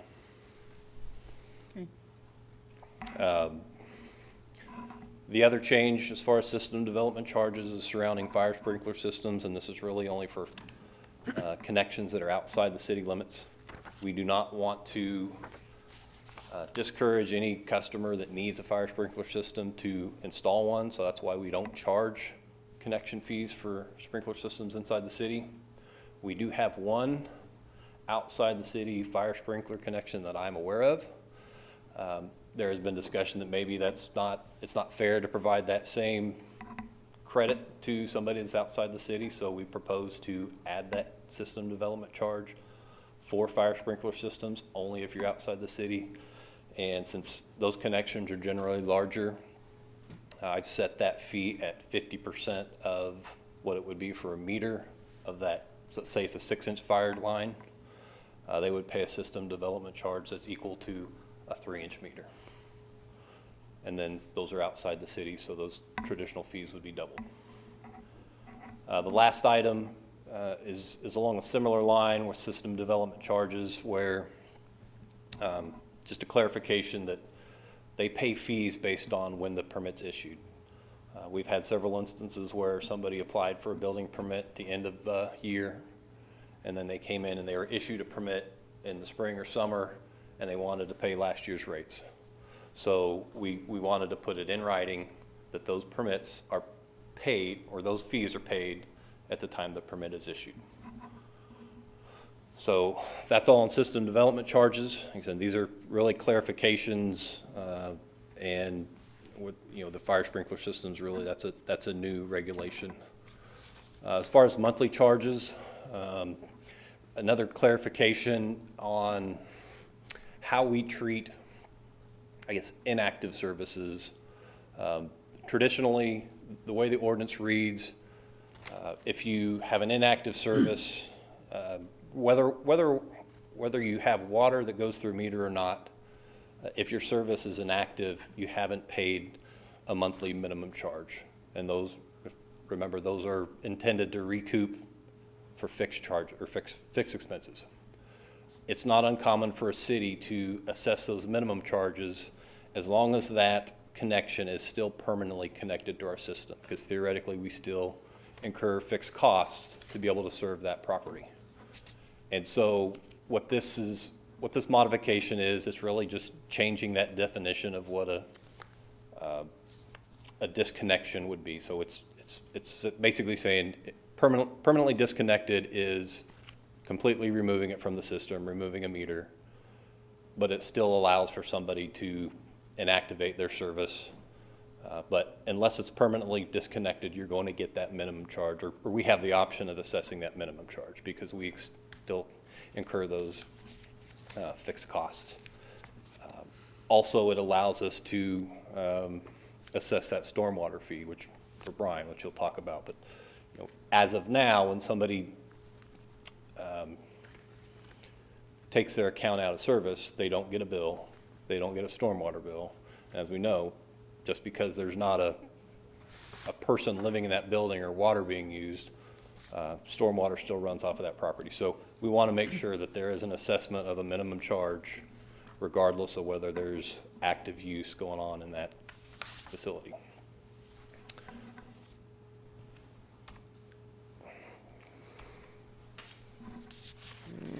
Okay, and the last item are some general updates to how we treat outside city sewer customers and remedies for non-payment for monthly services. Inside the city, we have the ability to turn somebody's water off if they don't pay for their services. Outside the city, we traditionally don't have that option because they may have a well, they may be hooked up to our Riley County system or our water system. So we've had issues in the past when customers don't pay their sewer bill. We don't have the traditional means to collect those fees through collections. So what we have in our newest version of these agreements since about 2012, we include provisions that specifically allow us means to collect for non-payment. In other words, we always have the nuclear option of going and disconnecting a service, but the state frowns on that. So we don't want to go up and dig up a sanitary sewer service and disconnect it. But we do have the option to collect those from the legal process. So file a citation with the municipal court. Any agreement that was done prior to that didn't have those provisions within that sewer agreement. So we have really no means to collect. And we have a lot of people that don't pay their sewer bill because we don't have the ability to shut their water off. I believe we're over $30,000 in past dues with just one neighborhood alone. So what this does is it includes those provisions in our current agreements within the ordinance. So now theoretically we could go to somebody that's outside the city and collect for non-payment by taking legal recourse through the municipal court, or I believe the ordinance has some specific language that would allow us to take legal action. So those are the primary ordinance updates. I'll stand for any questions related to rates or these. I'm supportive of what you're proposing. I don't think that it's appropriate for people just not to pay and get away with it. I mean, I have to pay, or I suffer getting my water or whatever cut off. And I also think just because you can't cut the water off is no reason not to bill them for stormwater. But anyway, so I don't know about this credit business. I hope it would make it simpler. But I think you only have one example of adding or a fire sprinkler outside the city, right? That's just a So, new one since I've been yeah.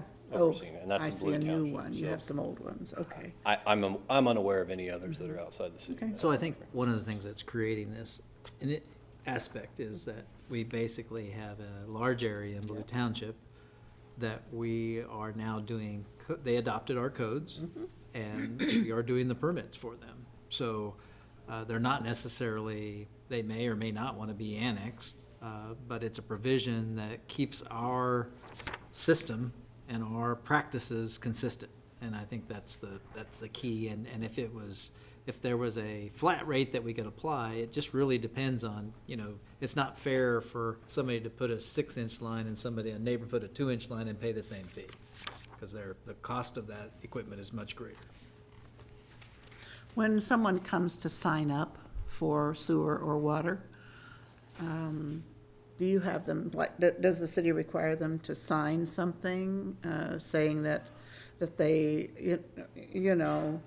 that here's the penalty for non-payment? That seems reasonable. To my knowledge, there's not a physical application that they sign. They're required to give, specific information.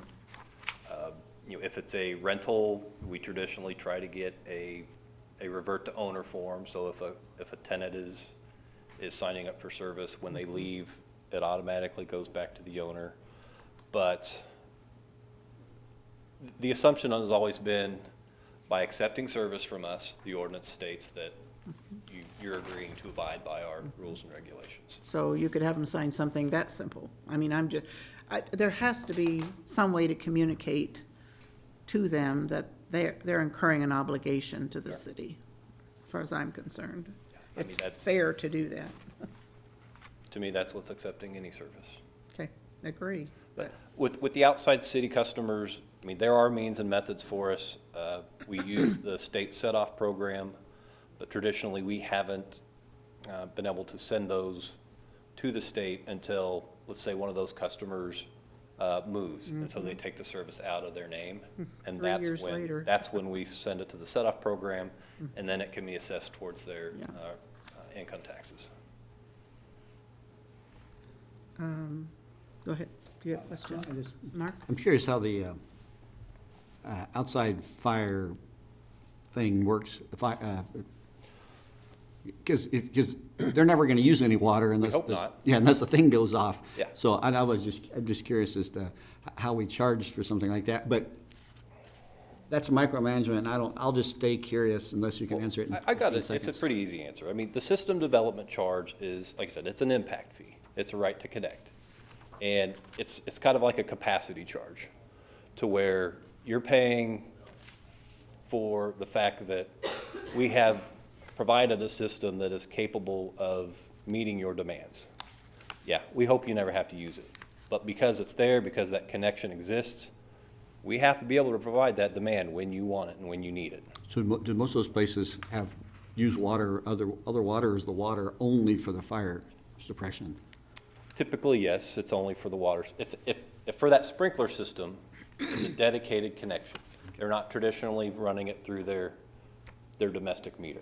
Okay. And we don't require them to be metered, but I believe there's an accounting process whenever the fire department has to use water. We try to account for that water just because we know it's non-revenue water.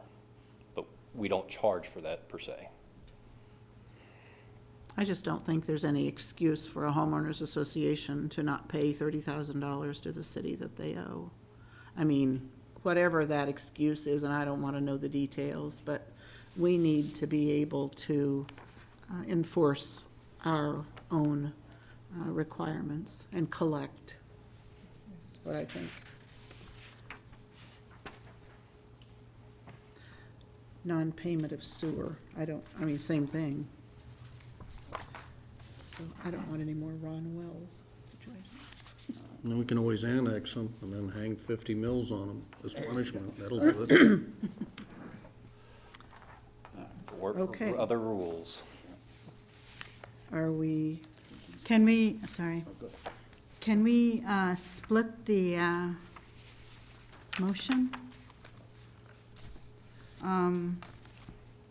Consider water and sewer rate increases and other ordinance modifications for 2023. I think I'm comfortable with changing the ordinance modifications for 2023 for all the reasons you've mentioned. It just seems the logical thing to do when we provide services. I'm not so on board with the rate increases. So I just wanted to know if we can break it down to 2 motions instead of the 1. somebody's going to have to answer that besides me. So, I mean, it would be appropriate to have a motion on the water ordinance and then a motion on the wastewater ordinance. Is that your question? Yeah, Yes. so we can, And if, you know, if there are changes you want to propose to the rate structure, then, you know, that's certainly your prerogative. so, yeah, I think I just have a few questions before I make any kind of motions here. I think for the past, is it for the past 3 or 4 years, we've been increasing it by 3%, or 2 years? I Well, don't remember. Yeah, we traditionally put that in the forecast. 2 years ago, we had what I call a corrective rate increase on the sanitary sewer side. After we did the last cost of services study, I think we had some errors in it. And so we identified that the revenues generated were not going to meet our needs in order to maintain both our annual budget and the fund balances. You can see from at least on the sewer side, in 2020 is when we had to make that corrective change, because that downward trend was going to continue to zero by probably 2025. So we had to make that change, or else our fund wouldn't have been whole. Last year, on the water side, we had to do something similar, for various reasons.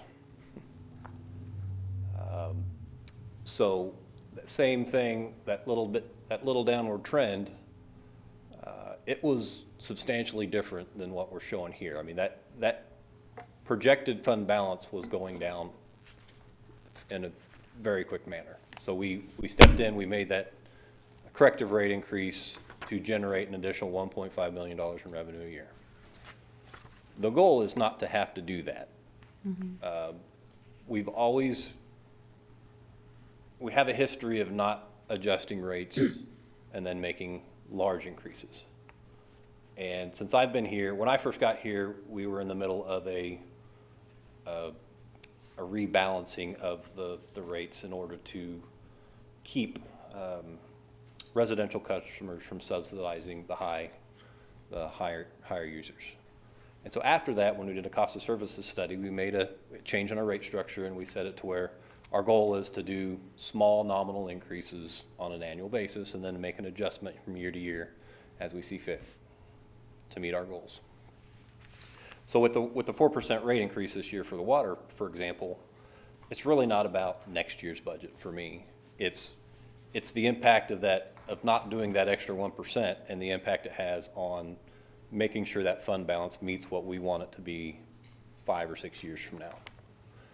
And remember, this was in lieu of a larger 6% increase, and I recommended that we do a 4% increase this year, and then for the next 3 years, we look at adjusting that increase from 3 to 4% in our forecasts, but knowing we can dial that back if we have a good revenue year, which it looks like we might have that this year. So we might not have to do 3% or 4% next year. Maybe we can dial back to 2%. But what I want to avoid is what City of Lawrence is doing now. They just got approved for a 9% increase for next year, a 10% increase for the year after that, and a 12% increase for the year after that. I want to avoid having to do that every year. No, I understand we were flat for a long time, but maybe even make the motion even three-part, because I think, like wastewater funds, your 3% increase, and water fund is 4% rate increase, and then stormwater, we're gonna look at again another 4% increase there.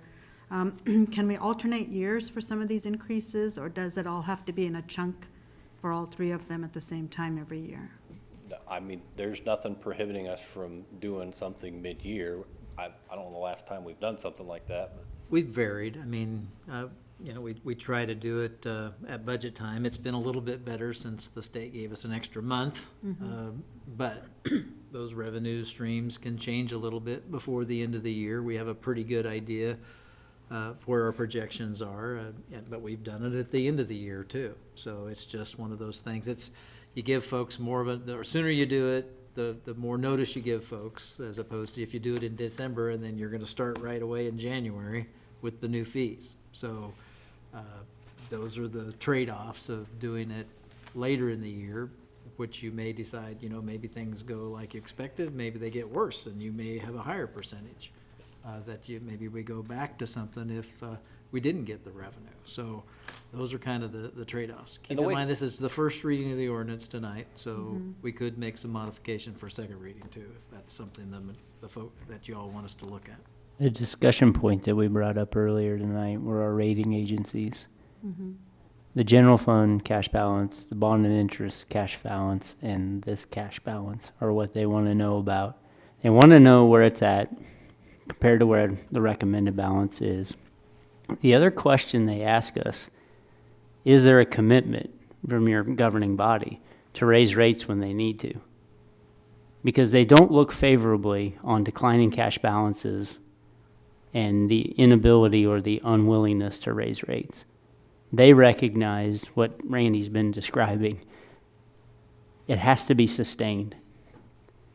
To spend down your reserves and your cash balances just because you have them sets you up for what Randy just described as taking place in Lawrence. And rating agencies don't like it at all. They have their eye on this fund. Rena and I answered more questions about the water fund than second to probably bond and interest fund lately, because they know where we've been, they know where it needs to be, and they do know it specifically gets a vote on the rates that'll help sustain that fund. No, sorry, Mark. No, I understand what you're saying about that. This is the first years in a long time where I feel we're doing relatively well in our sales tax revenue and in our cash reserve balance, or how ARPA funds, or how, in whatever perspective I look at it, it looks like we're doing relatively better than in previous years when we were looking at this. And so I want to have a few other options for this, because it does fall on our taxpayers as they pay some of these bills and water bills. And while, some organizations are doing well, some are not. And I just want to make sure we're not impacting them in a negative manner. So I just wanted to dissect it a little bit more, maybe look at different options, or do we have to do all of them at once? So I just wanted to throw that out there to see what we can come up with. I mean, I'm always open to suggestions. The wastewater fund is pretty easy to project. It's mostly generated through set fees. Winter quarter average, we set most of our customers' rates based on their winter usage, so we have a better idea what those revenues are. The water fund, although we try to minimize it, the honest truth is we make it or break it based on what happens in July through September, because the fact that grass is the most irrigated crop there is in the world, so half the water we produce goes on the yard. So, but we rely on that as revenue as much as we don't want to. That's the fact. So a lot of our decisions are always going to be made this time of year based on, have we sold enough water to meet our projections? And this year we look good. Okay, my question is this 4% rate independent of whatever rate increases there were to help pay for the joint maintenance facility and the levy, or is this 4% increase part of the rate increase necessary to pay for the Wasn't there a 1.5, 2, would- 3, or some percent I would increase say for it's those? independent. Okay. When we made that increase a couple years ago, we did a 3% increase in both funds, and then we added a 3% on top of that that was specifically dedicated towards paying for what we thought were going to be expenses for the levy and for the joint maintenance facility. So every year, we take what we anticipate those debt service payments, and we draw it off the revenues or out of the fund, and we put it towards those projects, even though we haven't incurred that debt yet. So, yeah, it varies how much that 3% generates, but that 3% is enough to offset what we thought those costs were going to be. Whether those change, the levy project, who knows how much that's going to cost? It's still to be determined. So and I looked through, and you don't have a PowerPoint slide for it, but I'm a little curious as to, like, how much has the overall budget for water, stormwater, wastewater gone up in order to help provide funds for these other projects? I'm guessing it's probably 12, 15% a year almost. Hasn't it, probably, based on inflation and figuring in those other costs? Well, Because this just shows the balance. It's not a 4%. It doesn't show the budget. It just shows what's left over. you're probably talking about several $100,000 a year for those specific projects, because that's what that 3% is going to generate, roughly, Okay. in each fund. But when we did that, it was just that 3%. We're living off that 3%. We're not adding 3%. Okay. It was a one-time surcharge. Okay, so that's why we're not talking about it tonight, because Right. it's a one-time, it's It's already now in the built in. base Yeah. fee, sort of. Now we're just talking about increases over that new base fee that's higher than it was. There's probably some, a little bit of compounding effect there. You can't deny that, yeah, but that 3%, like I said, it was dedicated solely for those purposes. The other thing too, on the forecast that Rebecca helps Randy and I on, is all those future projects. Commissioner Reddy, you asked me a question, I don't know, a month ago, about our system compared to problems, and I forget the name of the city you sent me. But, motors, well rehab, just all the things that we do to make sure that our system is maintained so that we can deliver that water to our customers and so forth.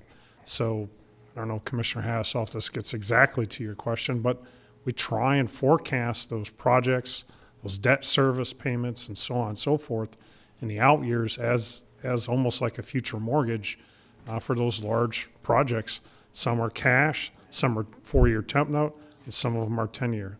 So that's what that whole balance is. And I don't know if I've answered your question any better or not, but Yeah, we're no. trying to forecast the best we can to keep our system up, meet standards, and meet quality and so forth.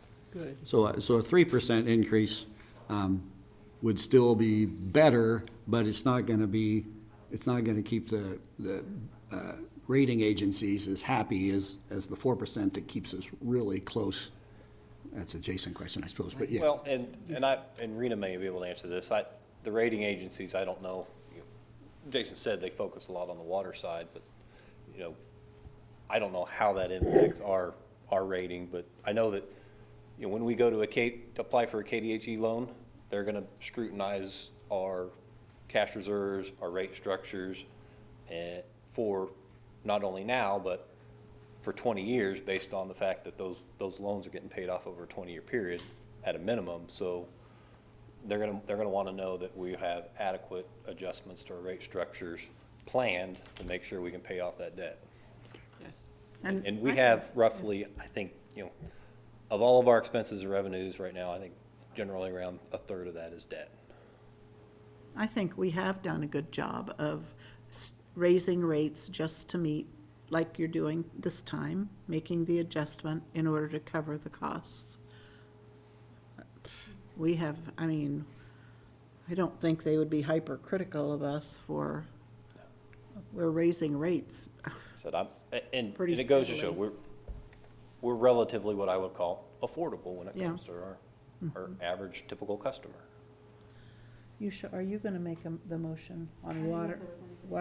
Yusha, from Katie, those are the motions that would, I just we wanted to- divide it into two. To comment, the enterprise funds, basically, your goal is to try to operate these things so they break even, essentially. It's not designed to generate a profit for the city.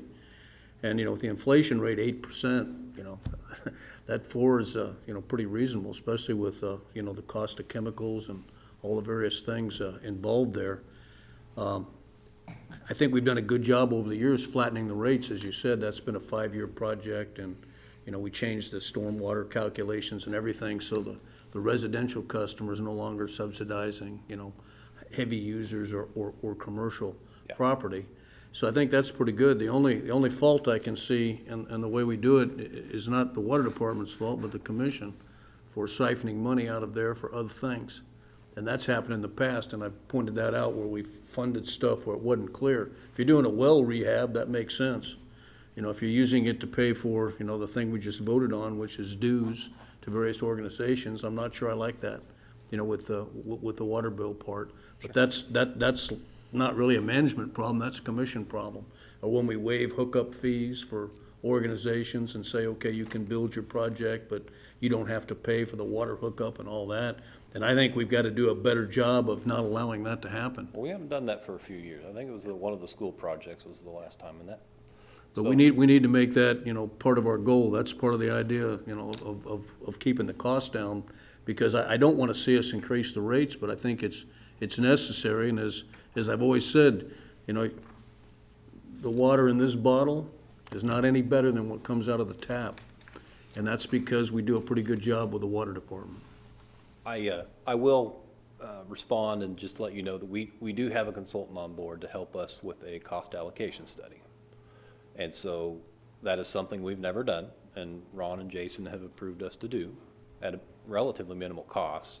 But it's going to help us to generate that formula of how we determine, what we pay back to the general fund for the services they provide for us and for the projects that we share benefit in. So hopefully in the future, we'll have a more defined way to calculate what goes from the enterprise funds to the general fund to projects that benefit all of us.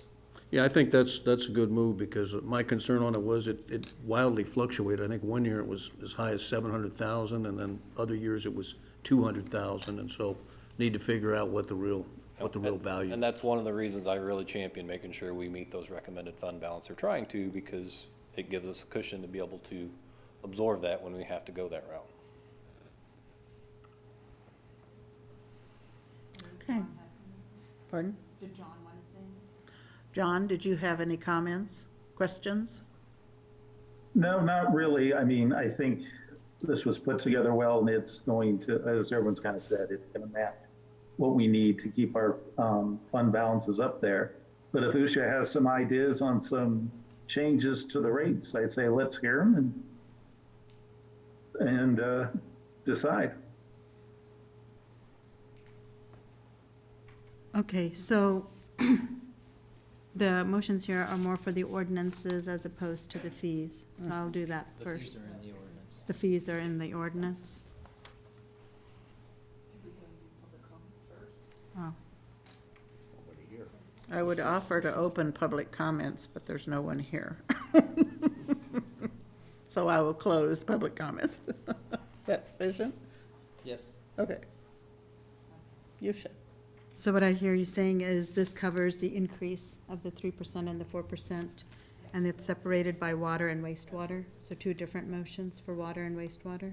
Yes. And just to note, Commissioner, so all that I have done with those motions is take the ordinance. You have two draft ordinances in your packet. This is first reading, so we don't have to be as specific. So it would be the ordinance as presented to you if you were to make those motions. If you want to change one of the ordinances that you have in your packet, we would have to change the motion to reflect.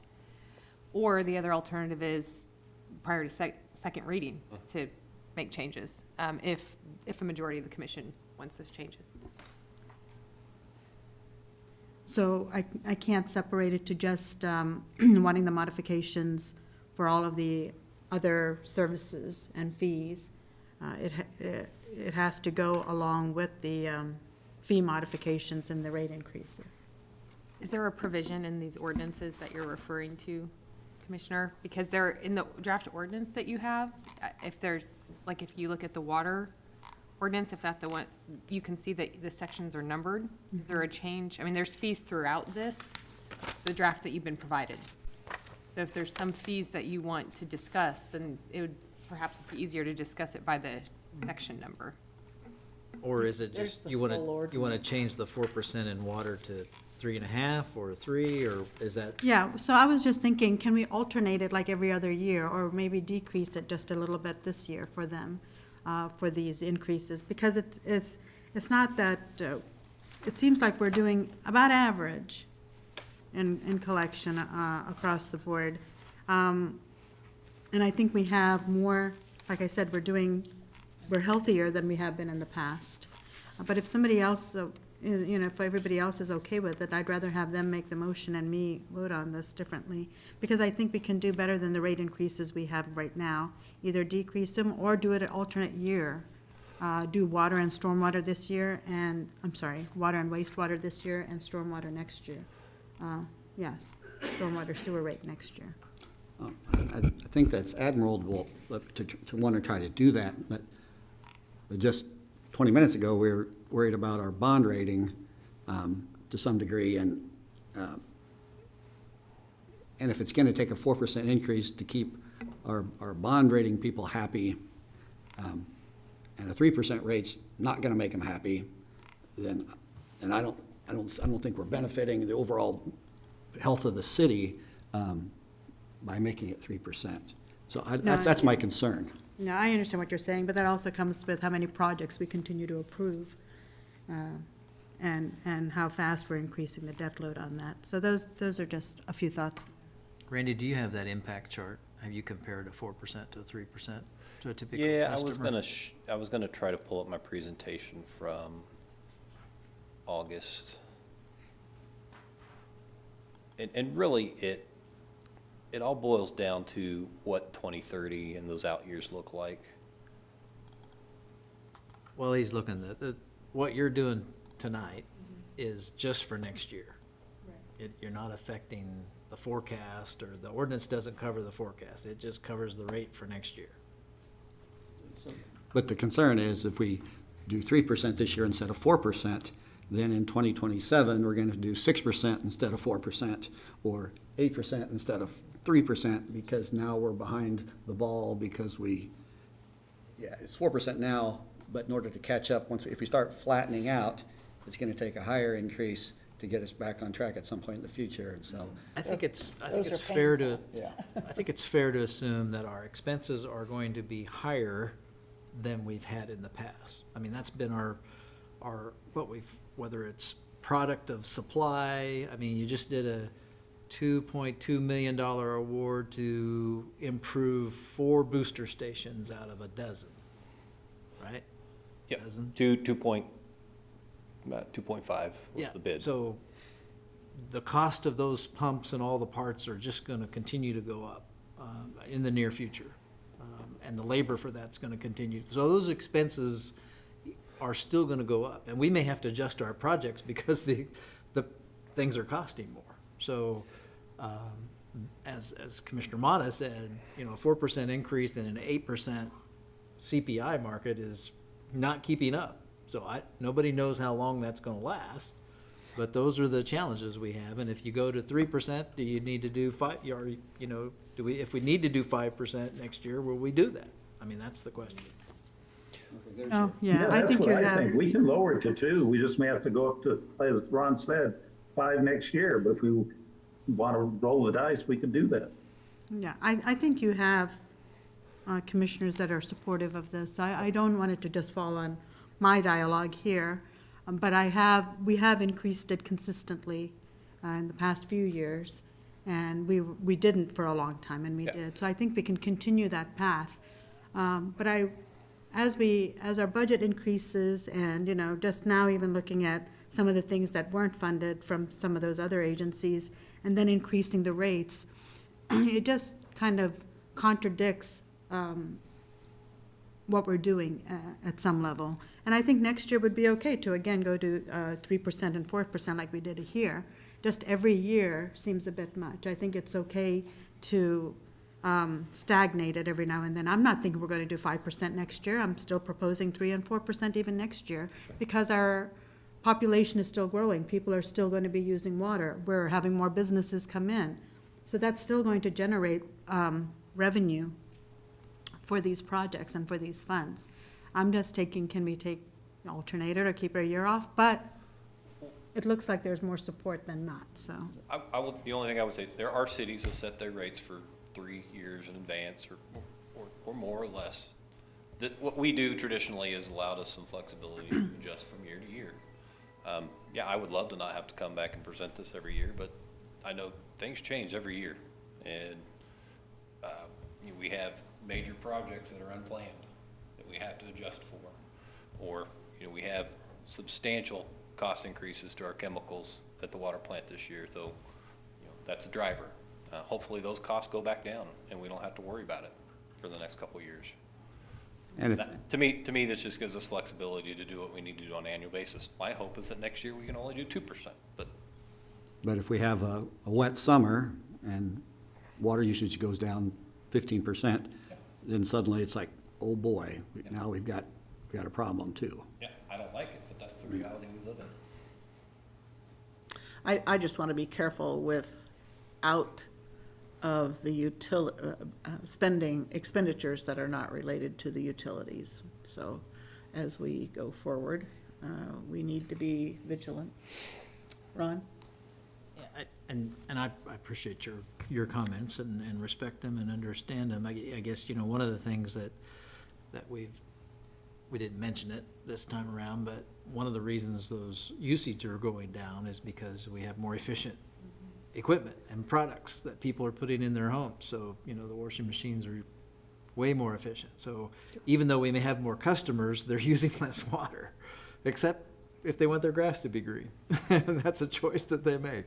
And that, unfortunately, it's a huge Decision. it's a huge component on our overall system because it isn't a separate system. So No, I get it. I think when they are being more efficient, it's to save money. Yeah. And that wastewater fund balance does reflect. We're not doing that. So, no, I think, I understand everything you've said. I mean, I've been through all of the when the consultant was here and all of the discussions. I might just be in a no mood today. I don't know. I just feel like this isn't something I'm in favor of tonight. Maybe next year I will be. We have some big costs coming with a water tower and We're full wastewater. up on CIP projects, yeah. wastewater. I mean, I don't like rerouting water or things to different directions, but I know that you have to achieve a balance. Yeah, but a lot of times if those are development driven, those engineers developers have are to pay for, those right? costs, so. And Randy mentioned a good surprise, which wasn't a good surprise, but it was the lime storage basins that have been inspected every year and haven't been a problem, and all of a sudden the state says, you need to fix those. Well, how much, that's, we thought, maybe 500,000, 3.5 million? That's what we have in the loan. So, hello, okay, what are we gonna delay to do that project, or are we gonna raise rates to help recover it? So, you never know when you're gonna get those, unfortunately. Yeah, and as we mentioned on the radio today, it's essential that, you keep up with all the regulations, otherwise you get fined, for EPA violations and things like that, and the city's avoided that, so I don't like the idea of raising the water rates, but I think it's the only way to efficiently maintain the services that we have. It's a good thing Dr. Gerard's not here. You said that and he would be very upset you mentioned that. I'll make a motion so you can vote no on it. I move that we approve first reading of an ordinance amending applicable sections of Chapter 32 of the Code of Ordinances to modify regulations and charges for water service installations, modifying regulations, rates and charges for monthly water services, modifying regulations, charges, credits, and exemptions for system development charges, and to modify charges for Kansas one-call fees, all effective January 1st, 2023. I'll second. Okay, we have a motion and a second. Is there further discussion? Hearing no discussion, I'll ask the city clerk, Brenda, to call the roll. Commissioner Butler, Yes. Commissioner Motta, Yes. Mayor Morse, Yes. Commissioner Hattasol, Yes. Commissioner Reddy. No. Motion carries 4-1. Thank you. Okay, the last item on the agenda is to consider storm sewer rate increases for 2023. So we just handled water and sewer, but this is storm sewer. So we have a potential ordinance for storm water rate increase. Good evening, Mayor, Commissioners. Brian Johnson, You've City been Engineer. waiting very patiently, Brian. Yes. Okay. Good evening, Mayor, Commissioners. Brian Johnson, City Engineer. So I've got the stormwater piece tonight. As Randy said, not a lot of updates because we were just here about 6 weeks ago. We've got some new updated financial information from Rebecca in her office. So appreciate that, and I'll show that to you here quickly. So for an agenda, we have a background, anticipated current and 5-year fee structure, our fund balances, comparable cities, talk a little bit about our fee and lieu program, which we're planning on coming back in December for formalizing that policy. You had one on your agenda 2 weeks ago. And then we're also going to talk about the tributary stream and detention policy, which again, probably be back in the spring to talk to you about that. That's going to talk about Seco Park. It's going to talk about Little Kitten. It's going to talk about drainage ways that we currently have homeowners take care of, and they have to go out and cut the trees down, keep the channels clear. We're looking at other cities and seeing what other policies are. Also with the detention ponds, we have about 117 privately owned detention ponds in the city, roughly just over 100. Currently, again, HOA maintenance, one of the only pieces of infrastructure we have in the city that we require HOAs to maintain. A lot of those are 25, 30 years old. They're not in great shape. They need to be addressed.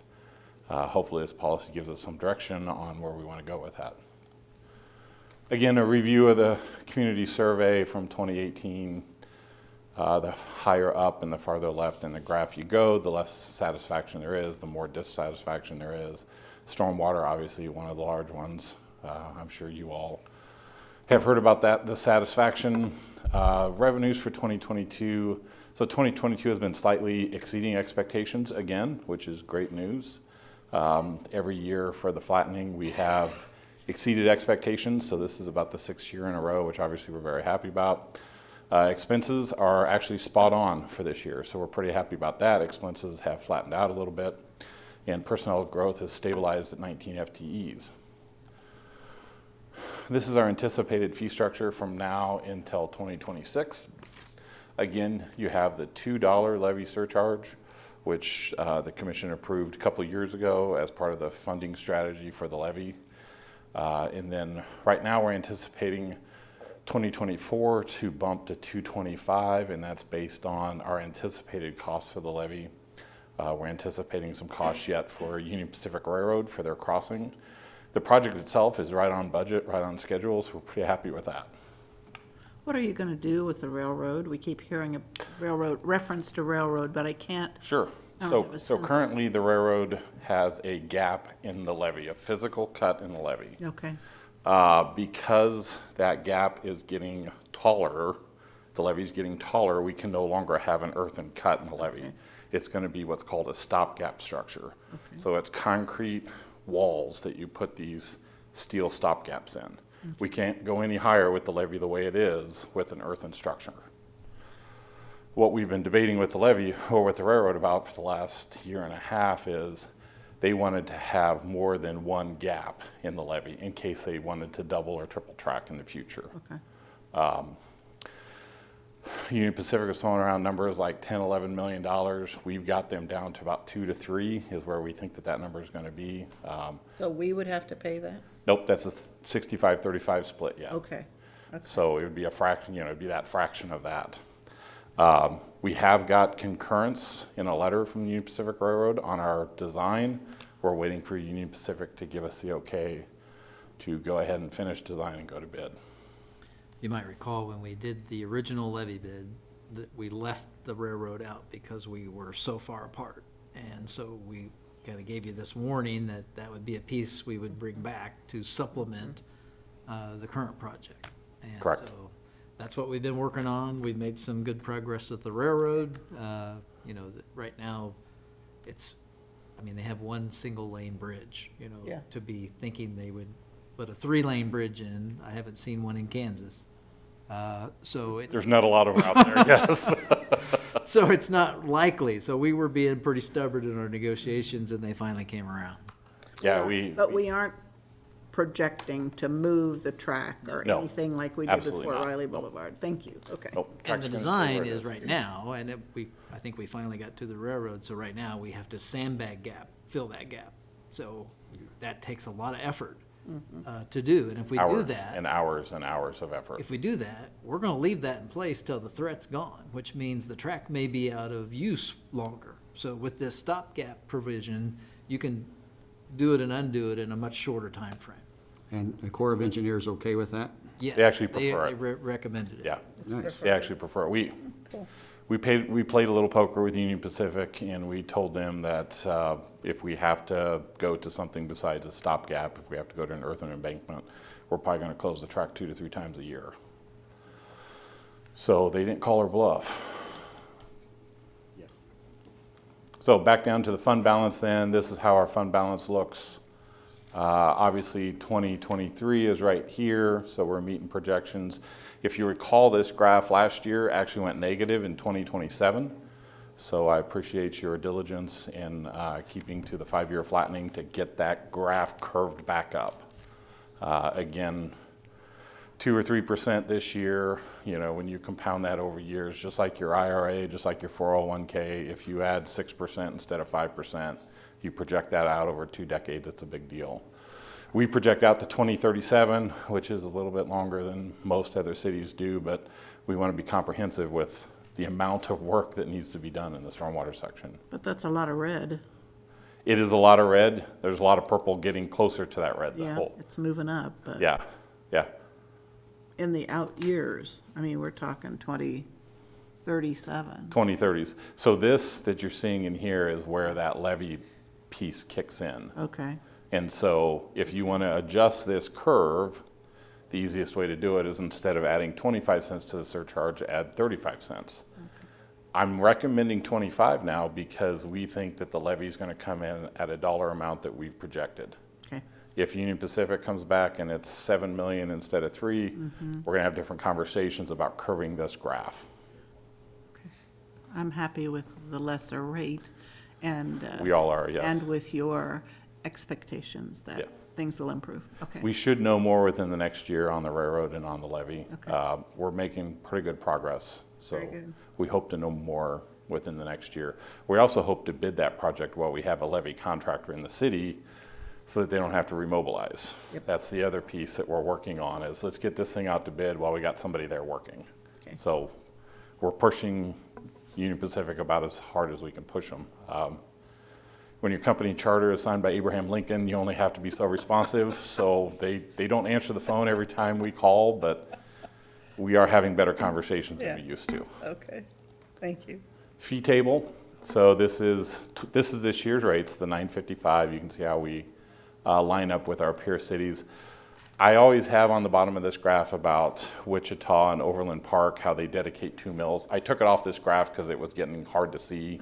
It is. I apologize. But this is last year's rates. Remember Wichita and Overland Park, the 2 lowest outliers. They dedicate 2 mills out of their general fund to the storm sewer fund. In Wichita, I'm sure that's probably $20–30 million. It's a huge number. Overland Park's probably a huge number too. The cities that don't dedicate mills obviously are around us. Lawrence, Hutchinson, Topeka, Lenexa, all of those cities that don't dedicate mills to their stormwater fund. They're all in about the same area that we are. The one thing I did add to this graph last time is 50% of our businesses pay less than $50 a month. So 50% of our businesses are in this category or lower. So it's a pretty big chunk. 75% of our businesses are less than $100 a month. And then as you get down to AIB, they're in the top 10%. So when you picture AIB, how big that building is, you're talking about only about 30 businesses that are paying that kind of rate or more.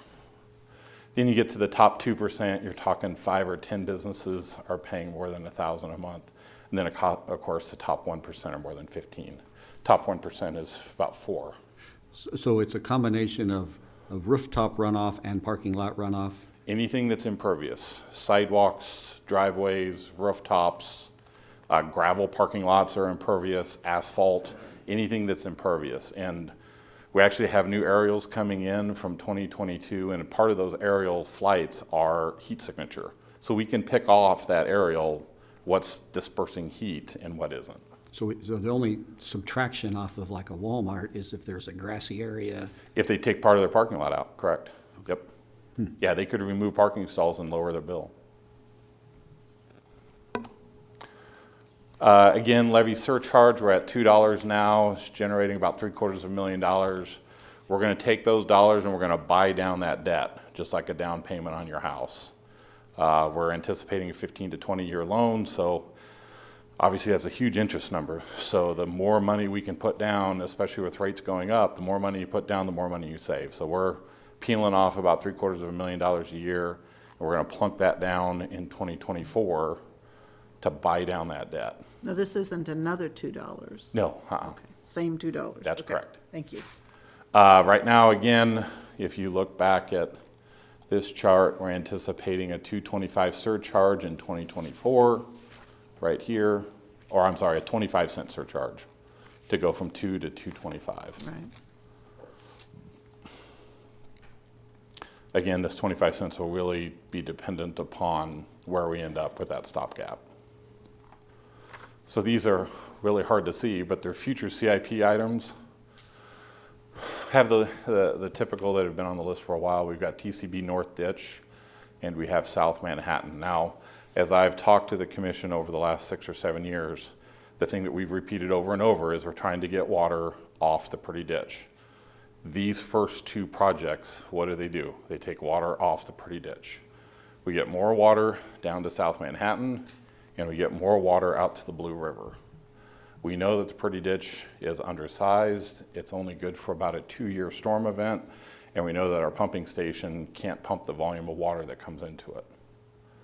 So these 2 projects, the first thing we're trying to do is get water off the pretty ditch into other areas away from the Points Avenue ditch. Then we've got Casement, and then Kearney, 14th. All of these projects are in this graph that you see. So again, as you get into these out years and you get these CIPs loaded up, that's part of what this graph is also. But these are the major projects. Obviously, we have smaller projects, $500,000, $750,000 going on all the time. We've got 4 or 5 of them going on right now. These are high dollars. These are ones that move the needle. Yeah. We have Little Kitten in Plymouth going on right now. That's a smaller one that's not on this list. We're looking at smaller projects all the time that they don't necessarily move this needle that much, but these are the ones that really move the needle. What's going on? Is that Little Kitten that's south of Seco? Little Kitten in Plymouth, yeah, Yeah, correct. that's what I thought. Inefficient, undersized storm Well, sewer. the trees have, the bank has deteriorated and the trees are. Yeah, That's not Little Kitten Creek. that's Seco. Yeah, that's a little Yeah. different. That's a different area, Yeah. Mayor. Okay. That's south of Kimball. They kind of closed part of Little Kitten Avenue south of Kimball. That's to do correct. Some stuff over there. Plymouth and Little Kitten, that's correct. Okay. Yep. What's Seco tributary? Is that? That's Seco Trib. That's in our policy study. Yeah. That's this. That's okay. I was calling it the wrong thing. Thank Yeah. you. Okay. Another problem area. We have more than one. Oh, yeah. Well, yeah. So back to policy updates. Again, fee in lieu will be before the commission before the end of the year to talk about that policy update. That's really just in the downtown east and west watershed. We just had one before the commission 2 weeks ago for the Chen property on 14th and Laramie. There's a half a dozen or so that are out there. So you're going to limit this to a certain part of town? It's the areas of town that we have studied, and Yeah. we know that detention is not going to solve our issues. But, okay. Tributary stream, and then, so yeah, fee in lieu, revenue generated would go towards these projects. And then our tributary stream and detention pond study, determine maintenance activities private property should maintain, what the city should. Again, Little Kitten and Seco Tribs. And then those 100, it's actually 117 HOA maintained ponds. So with that, I'd stand for questions or anything I can answer from the commission. So the one we didn't talk about was, which we've had a conversation about, but we also haven't developed a policy, is our flood mitigation component, and whether or not, what kind of Yes. flood mitigation fee are we gonna have as part of the stormwater fund? Yes. If we think that's an appropriate source, a lot of communities are doing that. We haven't had that. We have drawn from stormwater funds, but we Yeah. haven't created a policy on Correct. flood mitigation. Yep, and we're down a floodplain manager right now. We are actively going to be looking for one towards the end of the year, and Okay. we would want that position to develop those questions and those policies, because we've talked about it for several years. We're on spot on, and we've talked around it, and we need to get somebody on board that can help us with that policy. Is the flood mitigation, it says 150,000. That's the buyout. It'll vary by project. Correct. I mean, the biggest one coming, that we have a owner that's meeting the match, and that's the Garden Way Apartments. I mean, you have that big apartment complex compared to a single-family home is much difference. It's 10%, I think. Yeah. Is typically the Yeah. local participation. But we've been typically buying out individual residences. Right. And not big apartment complexes. We did a fourplex, I think. There's been some Garden Way. fourplexes, and there's been some houses that have converted to Yeah. rentals, but Yeah. we have never done anything on the scale. You're No, correct. And I want to keep it small. So what is We the, can't afford big. sorry, what is the projected estimate for floodplain management and mitigation?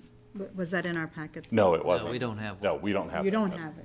No, that'll be another policy for next year that we'll get through. That, I feel like that's very important. I mean, all of these things are very important. So it's not to put one against the other. But that one definitely disrupts lives, and it's so quick. It's hard to react. React. It's quick, yeah, Yeah. you're spot on. How Yep. many more houses, individual houses, do we have to buy out? I mean, we've done a good job, I think, but are there still places that flood individual homes? that So the flood? buyouts were run through community development. Right. Chad Bunger ran that Right. So ultimately, it'll depend on your policy. So, Okay. for example, if you remember some of Chad's presentations, he talked about folks that had repetitive loss. Yeah. So those are ones that have had water In the and past. repeatedly been touched. And that's a high priority for And I FEMA. believe that's less than a half dozen. Yeah, I there's- think those there's numbers 5 or are Well, 6. I mean, that's my frame Yeah. of reference, we is have- we don't have many left. We have others where the floodplain maps have changed. Northview, the Berries. Yeah. And we have brand-new homes that have been built, and now they were in the floodplain, but our regs allowed them to build, and they met our 2 feet requirement. But then FEMA did remapping, and all of a sudden, they're in a floodway. People didn't listen to me. And so there's a house that's never been flooded, but the policy would suggest that if it's in a floodway, they shouldn't be there. So it's kind of depends on where you prioritize that policy, and there's a lot of issues. Which is why we haven't been before you yet on it. And no money. We're gonna get a floodplain manager on, and then we're gonna start looking, and that impacts your rates that you pay in flood insurance, what your buyout, there's all sorts of fingers that Which run off. raises the question, we're not adding a position, we're just taking Flipping. a current position and giving them that floodplain manager certification, and that's how we get 2 of them. Well, we're Is that transferring the what's happening? responsibility from community development to public works. We are. Yes, We stood up, We don't know but we're that. moving the position. We don't know that. Well, now you do. Okay, we stood up in a meeting, and we said we wanna do it, so that's how we got. okay, thank you for Find that. Volunteer. Appreciate knowing. So I think, as the discussion keeps going, the floodplain mitigation is a pretty big deal. And I know we can't control corporate organizations such as Walmart and Home Depot as far as their parking lot spaces. Correct, yeah. But is there an incentive plan that we can put in for some of our other businesses? We're always stressing, you need parking spots, parking spots, parking spots. But can we incentivize it so they don't have as many parking spots, so that we don't have all of that impervious Sure. area? Well, remember now, the policy now is if Walmart comes in and Scorpion, for example, I'm gonna use them, they have to detain what they're generating. So Scorpion Okay. comes in, So they whatever generate, stormwater system. Okay. they generate 3x for stormwater. They have to detain that peak. Post and pre have to equal. But we didn't have that for all of the businesses before 1995. Okay. So now we have it where they have to detain it, is what you're Correct. In saying. fact- So they have to manage that piece. Correct. In fact, we just published a draft of a new stormwater design manual today. So you'll see that going out on the web that has new design policies in it. Okay, because that's extremely important. As much as we Absolutely. want businesses to come in, if they're taking up space like that, it's causing more problems Correct. to other areas in our community. Just remember, they're only detaining the additional that they create. Right. What's there already that's a problem is on us. Right, and that makes sense. That's where these projects come from. Okay. The other component, Commissioner, is the new MDC, the Manhattan Development Code. I believe there's been some modifications depending upon each zoning district, how many are required parking stalls now as well. I don't know if the requirements are quite as high as they used to be.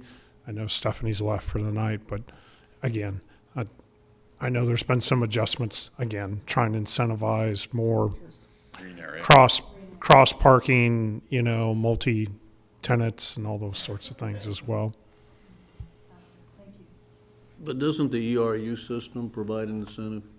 It really does. Because Yes. what happens is the more parking Yes. lot you put in, the more you gotta pay. So if you're a business, you figure that out when you're building. Absolutely. And you calculate that into your bottom line. So we have an incentive or a disincentive built into it, Yeah. however you wanna look at it. I actually had a meeting yesterday on that, a company taking out part of their parking lot because they want their bill lower. So I think it's if it out there. works like that, that's good. It's the ones that say, it's okay, we're willing to pay, it impacts somebody else. So there's these unintended consequences Yeah. for those that want all of that, and those, say, opt out of it. And again, that's why the ERU makes those that want to pay more. They pay a lot more money. So they have to weigh how important is that 10 by 20 parking stall? Because if I only use it at Christmas, is it worth paying 12 months for? Okay. Thank you. Brian, Thank you. thank you very much. It's been a good discussion. Thank you. Commissioners, do you have any comments? Okay, it's time for public comment. Any member of the public that wishes to come forward should come now. Christian? Seeing no member of the public here or coming forward, I will close the public comment period. Commissioners, for your discussion, please. Mayor, I move that we approve first reading of an ordinance amending applicable sections of Chapter 32 of the Code of Ordinances to modify stormwater rates as recommended, effective January 1st, 2023. I'll second. We have a motion and a second. Is there further discussion? If not, I'll ask the city clerk, Brenda Wolf, to call the roll. Commissioner Motta, Yes. Mayor Morse, Yes. Commissioner Hattasol, Yes? Commissioner Reddy, Yes. Commissioner Butler. Yes. Motion carries 5-0. All right. That completes our process through, going through the agenda. So is there a motion to adjourn? I move to adjourn the September 20th, 2022 City Commission meeting. Second. We have a motion to adjourn the meeting. I doubt that there's any more discussion. Brenda, would you call the roll? Mayor Morse, Yes. Commissioner Hattasol, Yes. Commissioner Reddy, Yes. Commissioner Butler, Yes. Commissioner Motta. Yes. Motion carries 5-0.